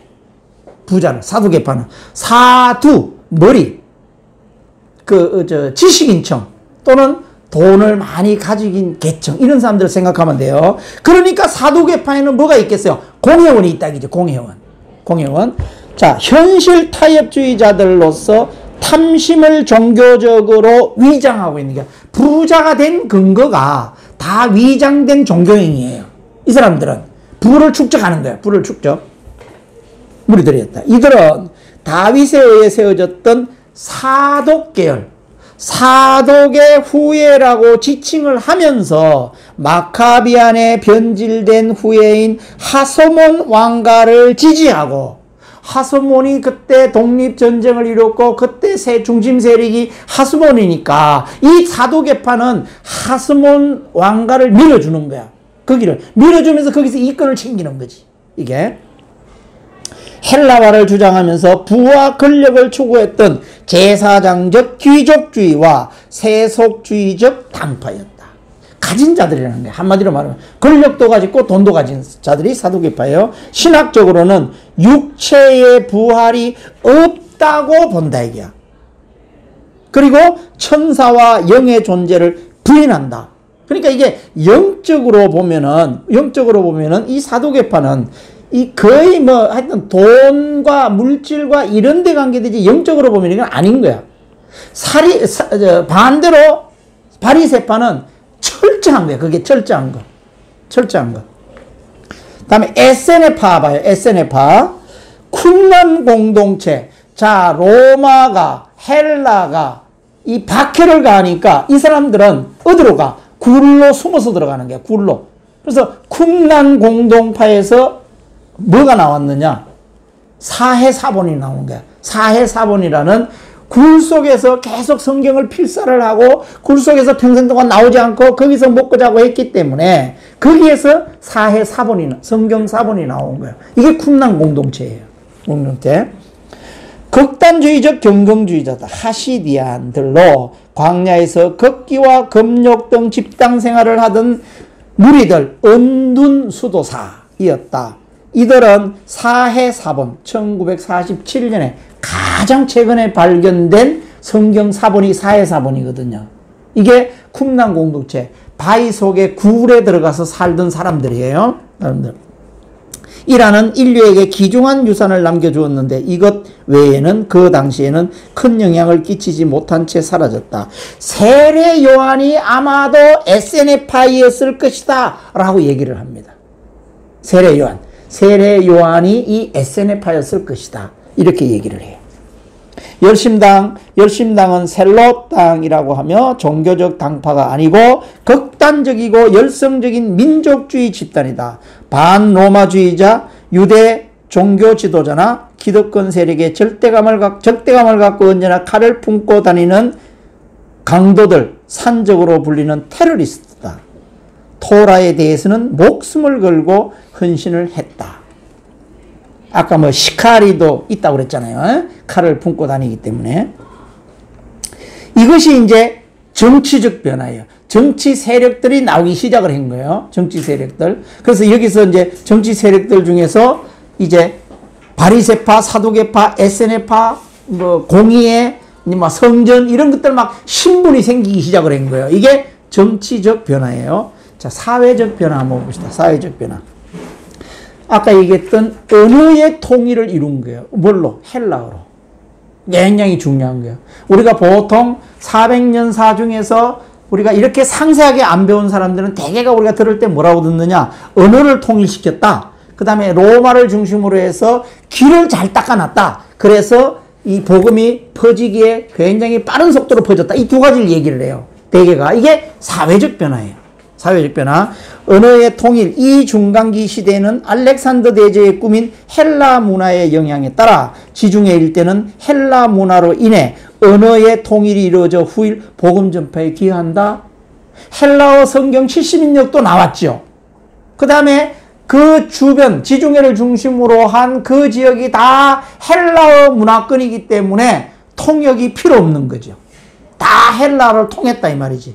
이때 당시에 해놨기 때문에 198페이지 행정의 통일. 신약으로 넘어가는 시대는 로마 제국이 모든 지역을 다스림으로 국경이 없었고 또 잘 발달된 도로로 인해 여행이 용이하게 되어 복음 전파가 빨라지는 효과를 보게 된다. 자, 로마 시대로 바뀌잖아요. 63년에 폼페오 장군이 로마 시대로 바뀌면서 이제 단일 문화권, 단일 국가가 된 거예요. 그러면은 국가에서 국가로 넘어갈 때 비자를 받을 필요가 없잖아요. 바울이 여행이 그렇게 1차, 2차, 3차, 4차 선교 여행이 쉬웠던 게 바로 이 통일된, 행정이 통일된 400년 동안에 하나님이 해놓으신 거기 때문에 복음 전파가 빨랐다는 거야. 헬라로 전파할 수 있었고, 그 다음에 길이 잘 닦아져 있었고, 그 다음에 행정이 통일되었기 때문에 국가 개념이 없었다 이거야. 터부시 되는 것도 없고. 그러니까 비자 받았다는 말이 없다 이거지. 이게 그 말이에요. 지리적 변화. 팔레스타인의 행정구역은 남쪽이 유대 지역, 북쪽이 갈릴리 지역, 중간이 사마리아 지역으로 바뀐다. 이걸 이제 신약에 들어가서 다시 설명할게요. 요단강 동쪽 지역은 베레아 지역. 베레아 지역. 예수님이 마지막 전도대를 파견했던 지역. 이 베레아 지역. 그 다음에 엘리야가 불말을 타고 올라갔던 거기 베레아 지역. 이 베레아 지역이 다 그거예요. 예수님의 마지막 사역을 했던 곳 베레아 지역이고, 갈릴리 호수 동남쪽은 이방인의 땅 데가볼리 지역이고, 갈릴리 지방 북쪽은 두로와 시돈이다. 두로와 시돈 얘기하면은 누가 생각나요? 이세벨이 생각이 나잖아요. 이세벨 공주가 북쪽으로 왔던 그 지역. 이건 이제 그 지역이 재편되는 거예요. 팔레스타인 지역이. 이거는 신약 들어갈 때 다시 한번 설명을 할게요. 그 다음에 디아스포라. 항상 우리들은 이렇게 생각을 해야 돼요. 지금도 그렇고 요 이전 구약할 때도 계속 얘기했잖아요. 이미 바벨론 창세기 11장에서 바벨탑 사건을 통해 가지고 흩어버릴 때에 이미 이방인들은 전 세계로 다 퍼진 거예요. 퍼졌죠? 그 다음에 북이스라엘이 망해가지고 다 인구 혼합 정책 써가지고 또 섞여버렸죠? 그 다음에 남유다가 망할 때에 바벨론에 잡혀가가지고 또 이민 가야 되겠다 하고 흩어졌잖아요? 그래서 항상 우리들 머릿속에는 우리는 지금 현재 눈동자와 이스라엘의 역사를 배우니까 이 팔레스타인만 이렇게 보고 있지만은 하나님은 12,000피트 상공에서 전 세계를 보고 있다. 전 세계 이방인을 보고 있다. 그래서 항상 유대인들이 이미 흩어져 가지고 가는 곳곳마다 동네마다 회당이라는 것을 가지고 있다. 그래서 이것을 흩어진 유대인들을 디아스포라라고 얘기를 한다. 오늘날도 우리가 디아스포라는 많이 있어요. 많이 있어. 흩어진 유대인들. 이 사람들을 디아스포라라고 얘기한다. 이 디아스포라가 어쩌면 대한민국까지도 왔을지도 몰라요. 그때 당시에. 그래서 이게 그 신라시대 때 첨성대를 보고 예수님이 태어난 것을 알고 신라에서 로마로 갔다는 설도 있어요. 거기 그 크리스마스 때 동방의 별을 보고 동방 박사들이 왔다 그러잖아요. 이게 신라시대 사람이 왔다는 설도 있어요. 그렇게 적극적으로 해석하는 사람도 있어요. 그러니까 그때 이미 다 퍼져 있다. 그 퍼져 있는 사람들을 거기에 까만 걸로 되어 있는 거, 이 사람들이 다 디아스포라에 다 퍼져 있어요. 아무래도 지중해 주변에 많다고 봐야 되겠죠. 지중해 주변에. 그러나 멀리 보면은 이미 계속해서 퍼져가지고 이쪽에 인도는 인디스 문화, 인디아 문화, 그래서 힌두교가 되고, 그것이 다시 황하로 넘어가가지고 불교 문화. 그게 한국으로 돌아가가지고 신라 불교 문화, 유교 문화 이렇게 되잖아요. 그와 마찬가지로 그 다음에 저 서쪽으로 해가지고 남쪽으로 내려가면은 아프리카 쪽으로 내려가고 올라가면은 유럽 쪽으로 가고 이런 디아스포라가 많이 퍼져 있었다. 이렇게 생각을 하면 돼요. 이 기간 중에 유대인 이민 집단인 디아스포라 공동체가 형성되어 그곳에서 율법을 가르치고 유대인 공동체의 구심점이 되는 회당. 어디 가든지 회당이 있다고 그랬어요. 회당이 들어서게 되어 예수님 시대에 약 800개의 회당이 있었다. 이제 우리가 신약을 들어가기 위한 거니까 신약 예수님이 계실 때는 회당이 약 800개 정도가 있었다. 이런 얘기야. 그래서 복음 전파의 교두보가 되었다. 팔레스타인 지역에 있는 유대인들을 팔레스타인 유대인, 다음에 디아스포라, 흩어진 유대인들, 다음에 사마리아인들. 사마리아는 북이스라엘이 아수르에게 망해가지고 신약으로 들어보면 사마리아인이 된다고 그랬어요. 그걸 얘기를 하는 거예요.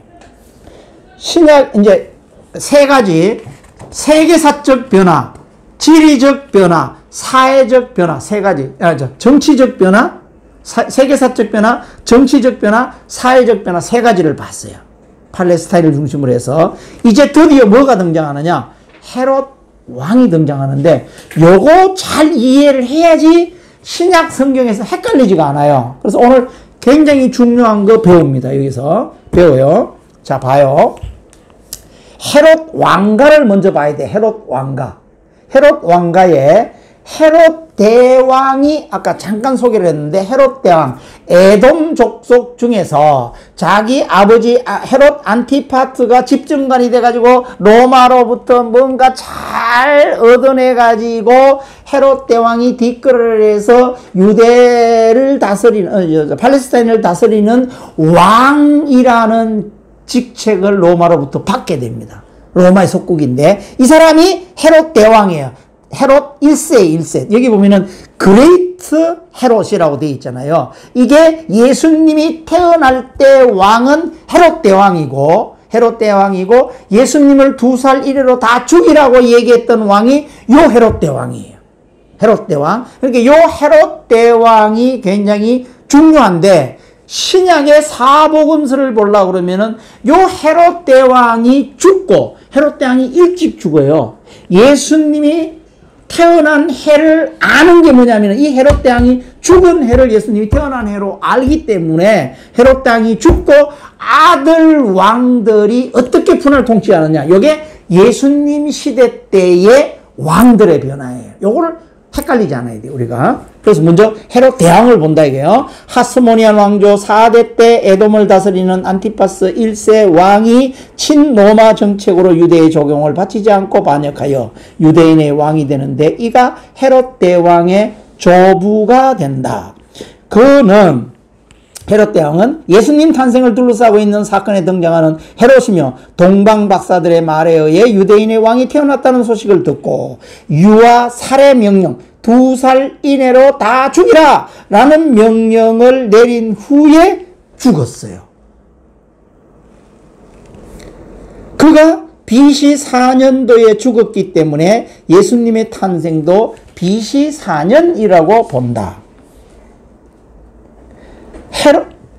처음에는 로마로부터 총독으로 임명되었다가 마침내 유대인의 왕으로 승인되었다. 자기가 유대인의 왕이 되기 위해서 얼마나 뒷돈을 줬겠어요. 그는 유대인의 환심을 사기 위해 예루살렘 성전을 건축하게 됐다. 거기다 좀 밑줄을 끄세요. 자, 지금 헤롯 대왕이 있을 때 요때가 예수님이 태어나기 전이잖아요. 요때 성전은 무슨 성전인가? 서룹바벨 성전인 거야, 아직도. 근데 요 서룹바벨 성전이 너무 초라한 거야. 우리가 에스겔 성전을 공부해 봤겠지만은 에스겔 성전의 그 화려함, 또 솔로몬 성전에서 분해해가지고 가져갔던 그 부품을 가져와가지고 다시 지었기 때문에 초라할 수밖에 없는 성전이에요. 이 성전이 너무 초라해서 자기가 왕으로 등극을 했는데 팔레스타인 그 백성들, 유대인들로부터 점수를 따기 위해서 리모델링 공사를 해주는 거예요. 이게 헤롯 성전이라고 얘기를 하는 거예요. 헤롯 성전. 헤롯 성전을 다시 다른 곳에 지은 것이 아니에요. 스룹바벨 성전을 리모델링을 해줬다 이거지. 더 화려하게, 더 크게 개축을 해준 거예요. 이거를 헤롯 성전이라고 얘기해요. 헤롯 성전.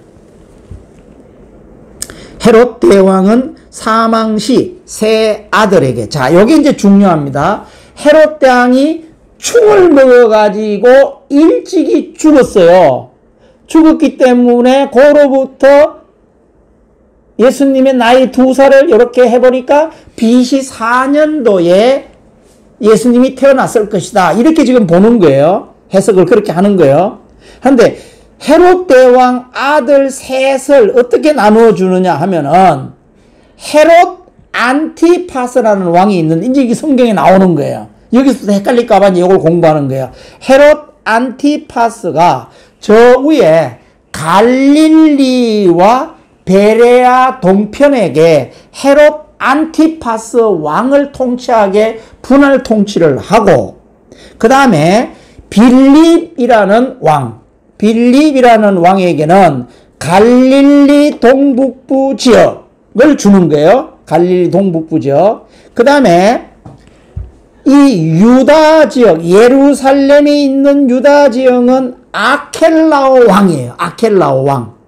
셋 왕을 갈라줬기 때문에 성경에 보면은 분봉왕이라고 나온다 이게. 분봉.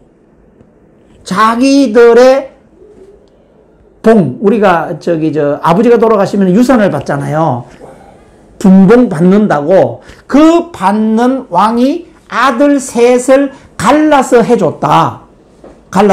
그래서 북쪽 예루살렘을 중심으로 해서 헤롯 안티파스는 갈릴리하고 베레아 동편, 그 다음에 빌립이라는 왕은 갈릴리 동북부. 요 두 사람은 분봉 왕으로서 계속해서 대가 이어져 가는데 예루살렘을 중심으로 한 왕 아켈레오 왕이 가장 정치를 잘 못했어요. 아켈레오가 정치를 잘 못하니까 계속 예루살렘에 있는 유대인들이 미련이 생기고 들고 일어나니까 로마가 골치가 아프니까 아켈레오 왕을 뭘로 바꾸느냐? 총독 제도로 바꾸는 거예요. 다시 말하면은, 우리로 말하면은 서울 지역만, 서울시장을, 너희 유대인들이 뽑은 서울시장은 안 된다.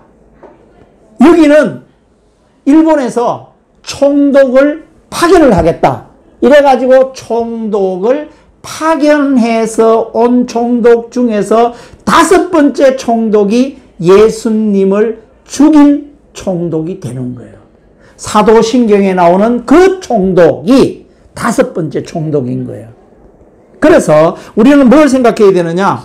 자, 분봉왕 시대에는 왕 둘을, 저 위에 북쪽은 왕 둘이 통치를 하고 있고, 예루살렘은 아켈레오가 민원이 많이 생기고 골치 아프니까 총독 시대로 바꿨다. 그래서 신약에 들어가면은 총독도 나오고 분봉왕도 나오는 거예요. 이 부분을 잘 이해를 해야 돼. 총독은 예루살렘을 중심으로 한 총독. 이 총독부가 어디 있었느냐? 가이사랴, 우리로 말하면 인천이야, 인천. 로마로 가는 항구 도시가 가이사랴거든. 가이사랴에 조선 총독부를 둔 거야. 중앙청이 거기 있었던 거야. 이게 총독부. 그래서 우리가 사도행전 초기와 사복음서에 보면은 총독부 가이사랴가 나와요. 그래서 총독과 분봉왕 둘은 동시대에 통치를 하고 있다. 이걸 알아야 돼. 요게 헷갈리지 않아야 된다는 얘기예요. 헤롯 안티파스, 저 위에 북쪽이에요. 예수님의 고향 갈릴리를 통치하는 왕이 헤롯 안티파스였기 때문에 예수님을 죽일 때에 총독이 겁이 나가지고 누구한테 보내느냐? 헤롯 안티파스한테 보내는 거예요. 너 고향이, 너 본적이 갈릴리니까 갈릴리 왕한테 가서 재판받아. 여기서 받지 마. 재판 죄가 없기 때문에 자기가 사형 언도를 내리면 자기가 다 덮었을 거 아니야. 밀란이 일어날 거 아니야. 그러니까 헤롯 안티파스한테 보낸단 말이에요. 이게. 그래서 예수님의 고향 갈릴리의 왕은 헤롯 안티파스예요. 갈릴리와 베레아를 다스렸던 헤롯 대왕의 아들 분봉왕이다. 세례 요한이 헤롯 안티파스가 헤롯 빌립의 아내 헤로디아와 결혼한 사건을 질책하자 세례 요한을 참수시킨 왕. 그게 안티파스 왕이에요. 예수님은 이 헤롯을 여우라고 불렀다. 주님께서 십자가의 순환을 위해 체포당했을 때 빌라도는 헤롯에게 보냈다. 아까 본디오 빌라도가 5대 총독이거든. 이 총독 그 피 묻히는 일을 안 하려고 자기는 예수님을 어디로 보내느냐. 그 밤중에 헤롯 안티파스에게 보내는 거야. 보냈고 대제사장들과 서기관들의 고소로 주님은 헤롯 앞에서 신문과 조롱을 당했다. 빌립. 그 앞에 조금 설명이 안 하고 넘어간 게 있는데, 여기 보면은 헤롯 빌립, 갈로하고 분봉한 빌립이 아닌, 아까 갈릴리 남동쪽에 있는 거기에 빌립 왕, 분봉왕이 있다고 그랬잖아요. 그런데 이 헤롯 안티파스가 빌립의 아내인, 빌립이 죽어가지고 헤로디아를 왕으로, 아내로 다시 차지했을 때에 세례 요한이 그걸 지적을 한 거야. 했을 때 세례 요한을 이 안티파스가 죽이는 거예요. 세례 요한이 감옥에 잡혀가잖아요. 잡혀가고 죽게 되는데 이것 때문에 죽게 된다 이게. 이때 빌립은 분봉왕 빌립이 아니에요. 사촌이에요. 사촌.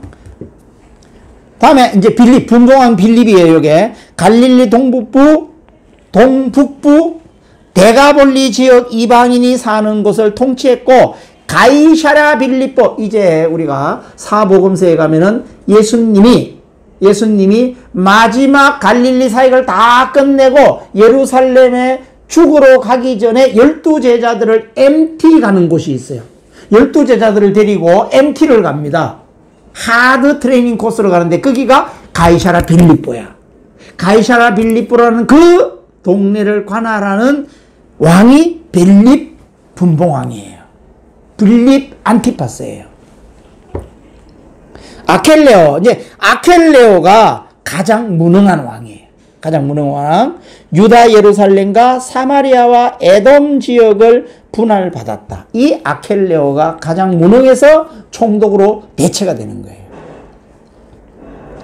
헤롯 아그리빠 그러면은 이게 언제냐 하면은 벌써 사도행전 시대로 넘어가는 거예요.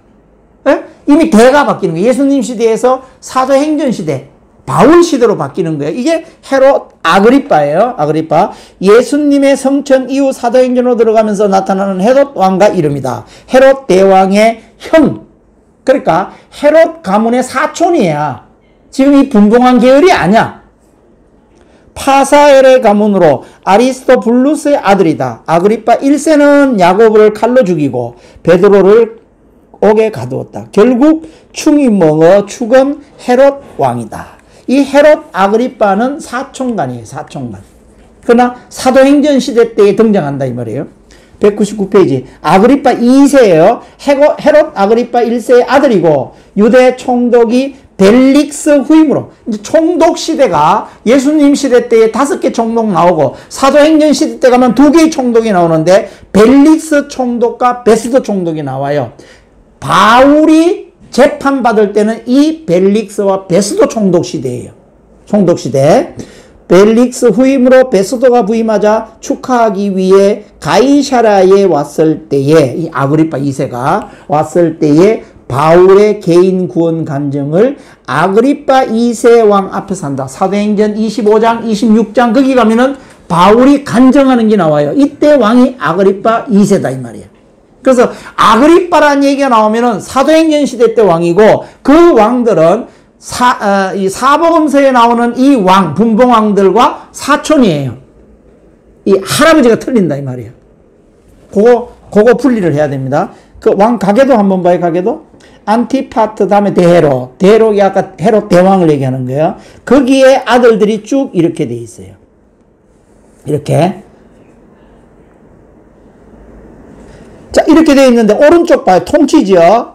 아까 우선 먼저 파란 걸로 돼 있는 부분이 안티파스라고 그랬고, 그 다음에 초록으로 돼 있는 게 빌립이라고 그랬고, 아까 가이사라 빌립보, 그 다음에 유대, 예루살렘, 후에 사마리아, 밑에 이두메, 이게 에돔이잖아요. 이두메가 에돔이니까 에돔을 통치했던 왕이 아켈레오 왕인데, 이 아켈레오 왕이 무능해가지고 여기만 총독을 파견한다 이거. 총독. 그래서 같은 시대에, 동시대에 분봉왕 둘, 총독 하나, 이렇게 통치가 되고 있었다. 요거를 알아야 된다. 밑에 가계도 또 나와요. 가계도 쭉 보시길 바라요.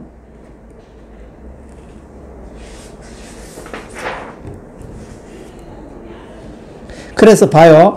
아그리빠 왕은 왼쪽에 보면은 미리, 암내, 1세로부터 쭉 내려오잖아요. 할아버지가 틀린다 봐. 헤롯 대왕에서 여기 보면은 안티파스, 아켈레오 이카는 것들은 말타계라고 되어 있잖아요. 계열이 틀린다 이 말이야. 족보가. 밑에 헤롯 땅 한번 헤롯 땅. 이들은 종교적 집단이기보다는 유대인들 중에서 헤롯 왕가에 정치적으로 봉사하는 정치적 당파였다. 오늘날로 얘기하면은 뭐 주사파 이런 식이 되는 거예요. 이런 정치적 파였다 이거지. 그게 이제 헤롯 왕가에 부역한 사람들이야. 거기에서 녹을 먹던 사람들. 그 다음에 헤롯 땅은 갈릴리를 과달하던 헤롯 안티파스를 중심으로 헤롯 왕가의 부흥을 꾀한 집단으로서 사회, 종교적 기존 질서와 법률의 고세에 많은 관심을 기울였다. 바리새인들은 이들과 함께 손잡고 예수님을 죽이려고 꾀했다. 헤롯 땅하고 합세해가지고 예수님을 죽이려고 했다. 그러니까 어떤 헤롯 대왕, 다시 말하면 에돔 족속, 에서의 후손으로서 예수님을 죽임으로써 예수님의 그 왕위가 존속되지 못하도록 하는 것, 이게 헤롯 당이다 이 말이에요. 헤롯 당. 로마 총독 나오잖아요. 총독.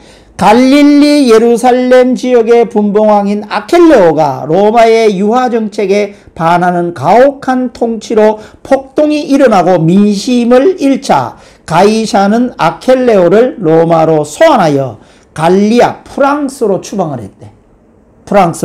프랑스로 추방하고 유대 예루살렘 지역만 로마가 직접 통치하기 위해 총독을 파견하고 관절을, 총독부를 가이사라 인천항에다가 뒀다 이 말이야. 유대 지역의 로마 총독은 제1대 코포니우스, 2대 아루쿠스 앰비블로스, 3대 아니우스 루포스, 4대 발레리우스 그라투스, 제5대 폰티우스 빌라도, 이 본디오 빌라도. 제5대 총독이 본디오 빌라도가 예수님을 죽인 총독. 예수님을 죽인 총독은 5대 총독이었다. 그가 예수님을 처형하였고 바울 시대는 벨릭스와 베스도 총독이 다시 오게 된다. 예수님 시대는 제5대 본디오 빌라도 총독이 제5대 총독이다. 이렇게 알면 되겠어요. 그 다음에 지금 내가 설명한 것을 요약본을 200페이지부터 시작해서 201페이지까지 잘 정리해 놨어요. 여러분들 머릿속에 정리하려면은 요거를 읽어보면은 지금 내가 설명한 것들을 아주 요약해서 정리를 해놨기 때문에 머릿속에 쏙쏙 들어올 거예요. 그래서 400년사 동안에 세계사적 열강들의 변화는 어떤 것들이 일어났고 정치적 변화는 일어나가지고 어떤 정치 세력들이 생겼고 그 다음에 사회적 변화, 사회 문화적 변화는 언어 통일 이런 것들은 어떻게 일어났고 그 다음에 왕가와 총독이 어떻게 생겼고 이 네 가지를 알아야만이 신약 성경을 읽어가진다. 그리고 신약 성경에서 용어들이 튀어나오기 시작을 하는데 이것이 어떻게 생긴 거냐? 헷갈리면 안 된다 이거지. 왕도 헷갈리기 시작을 하고 총독이 거기서 왜 튀어나오고 또 바리새파, 사두개파 이런 것들이 튀어나오고 공회원 이런 말들이 나오고 이렇게 되면 헷갈린다 이거지. 그래서 구약 시대 때에 우리가 쭉 이어져 오던 역사와 신약 시대 역사는 완전히 다른 역사예요. 왜냐? 예수님 시대, 새 언약 시대, 은혜의 언약 시대가 오기 때문에 그런 거예요. 완전히 달라진다. 그것을 준비하시는 분이 하나님이었다. 하나님이 말라기 시대 때의 그 시대적 상황을 가지고 이스라엘 백성들에게 사랑한다고 얘기를 한다. 끝까지 사랑한다고 얘기를 한다. 그랬을 때 이스라엘 백성들은 어떻게 사랑하느냐고 따진다. 따졌을 때 하나님은 엘리야를 너희들에게 보내겠다라고 약속과 메시아를 보낼 준비를 한다는 뜻을 암시하고 말라기를 문을 닫는다. 그리고 400년간 예수님을 등장시키기 위한 준비를 400년 동안 했다는 거예요. 400년 역사 안에 헬라 역사와 하스모니안 왕조 역사는 완전히 공중에 떠 있잖아요. 400년 안에 떠 있잖아요. 그걸 알아야 된다. 그래서 바벨론 시대에서 메데바사 시대에서 헬라 시대, 헬라의 알렉산더 대왕이 죽고 새 아들에게 분할 통치를 하는데 그 분할 통치 때에 너무 박해가 심해가지고 돼지피를 뿌리고 이랬기 때문에 하스모니안 왕조, 마따디아의 셋째 아들 마카비가 주동이 돼가지고 전쟁을 치르는데 이걸 마카비 반란이라고 그런다. 그래서 100년 동안 독립하는 유대 독립시대가 생기고 이것이 63년도에 폼페오 장군에 의해서 로마 시대가 되기까지 등장을 하다가 로마 시대 때에 예수님이 태어난다. 예수님이 태어날 때 적대 세력들이 많이 생기는 거예요. 그 중에서 헤롯 대왕이 죽고 아들 3명에게 분할 통치를 하는데 분할 통치하는 중에서 아켈레오 왕, 예루살렘을 관장하는 아켈레오 왕이 너무 악정을 해가지고 백성들의 밀란이 나고 민원이 많으니까 로마에서는 거기를 총독으로 대체를 시켜버린다. 그래서 분봉 왕과 총독이 공존하는 시대가 되었다. 이때가 예수님이 태어나기까지의 400년 동안 세계사적 변화, 정치적 변화, 사회적 변화, 왕들의 변화, 이 시대가 온 것이다. 이것이 지금 오늘 배운 400년, 구약을 문을 닫고 예수님이 오시기까지 준비한 400년간의 역사예요. 역사. 오늘 이 얘기 처음 들어본 사람들도 있죠. 400년사. 처음 들어본 사람이 있죠. 그거는 지금 얘기하는 아까 썸마리 해놨다는 역사, 그거를 한번 쭉 보시면서 자기 걸 만드는 작업, 내가 지금 설명했던 식으로 자기 거를 만드는 작업을 해서 예수님이 오시기 전에 이제 다음번에 우리가 오늘 나눠드린 신약 3권을 공부하기 전에 지금 하나님이 이렇게 준비를 해 놓으셨구나. 그래야지 신약이 이제 신약 시대가 들어간다 이거지.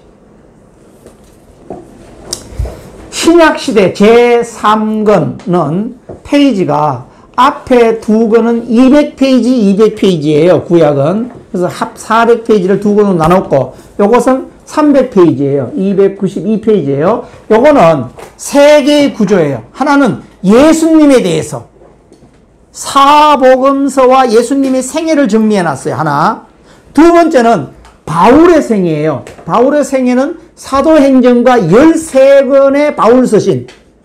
이것을 바울의 생애로 보는 거예요. 바울의 생애. 세 번째는 요한의 생애. 요한은 세례 요한을 얘기하는 게 아니라 사도 요한이에요. 왜? 사도 요한이 책을 5권을 썼거든요. 요한 복음, 요한 1, 2, 3, 요한 계시록 5권을 썼기 때문에 요한에 대해서 이렇게 세 사람에 대해서 공부를 하면 신약은 다 흘러가.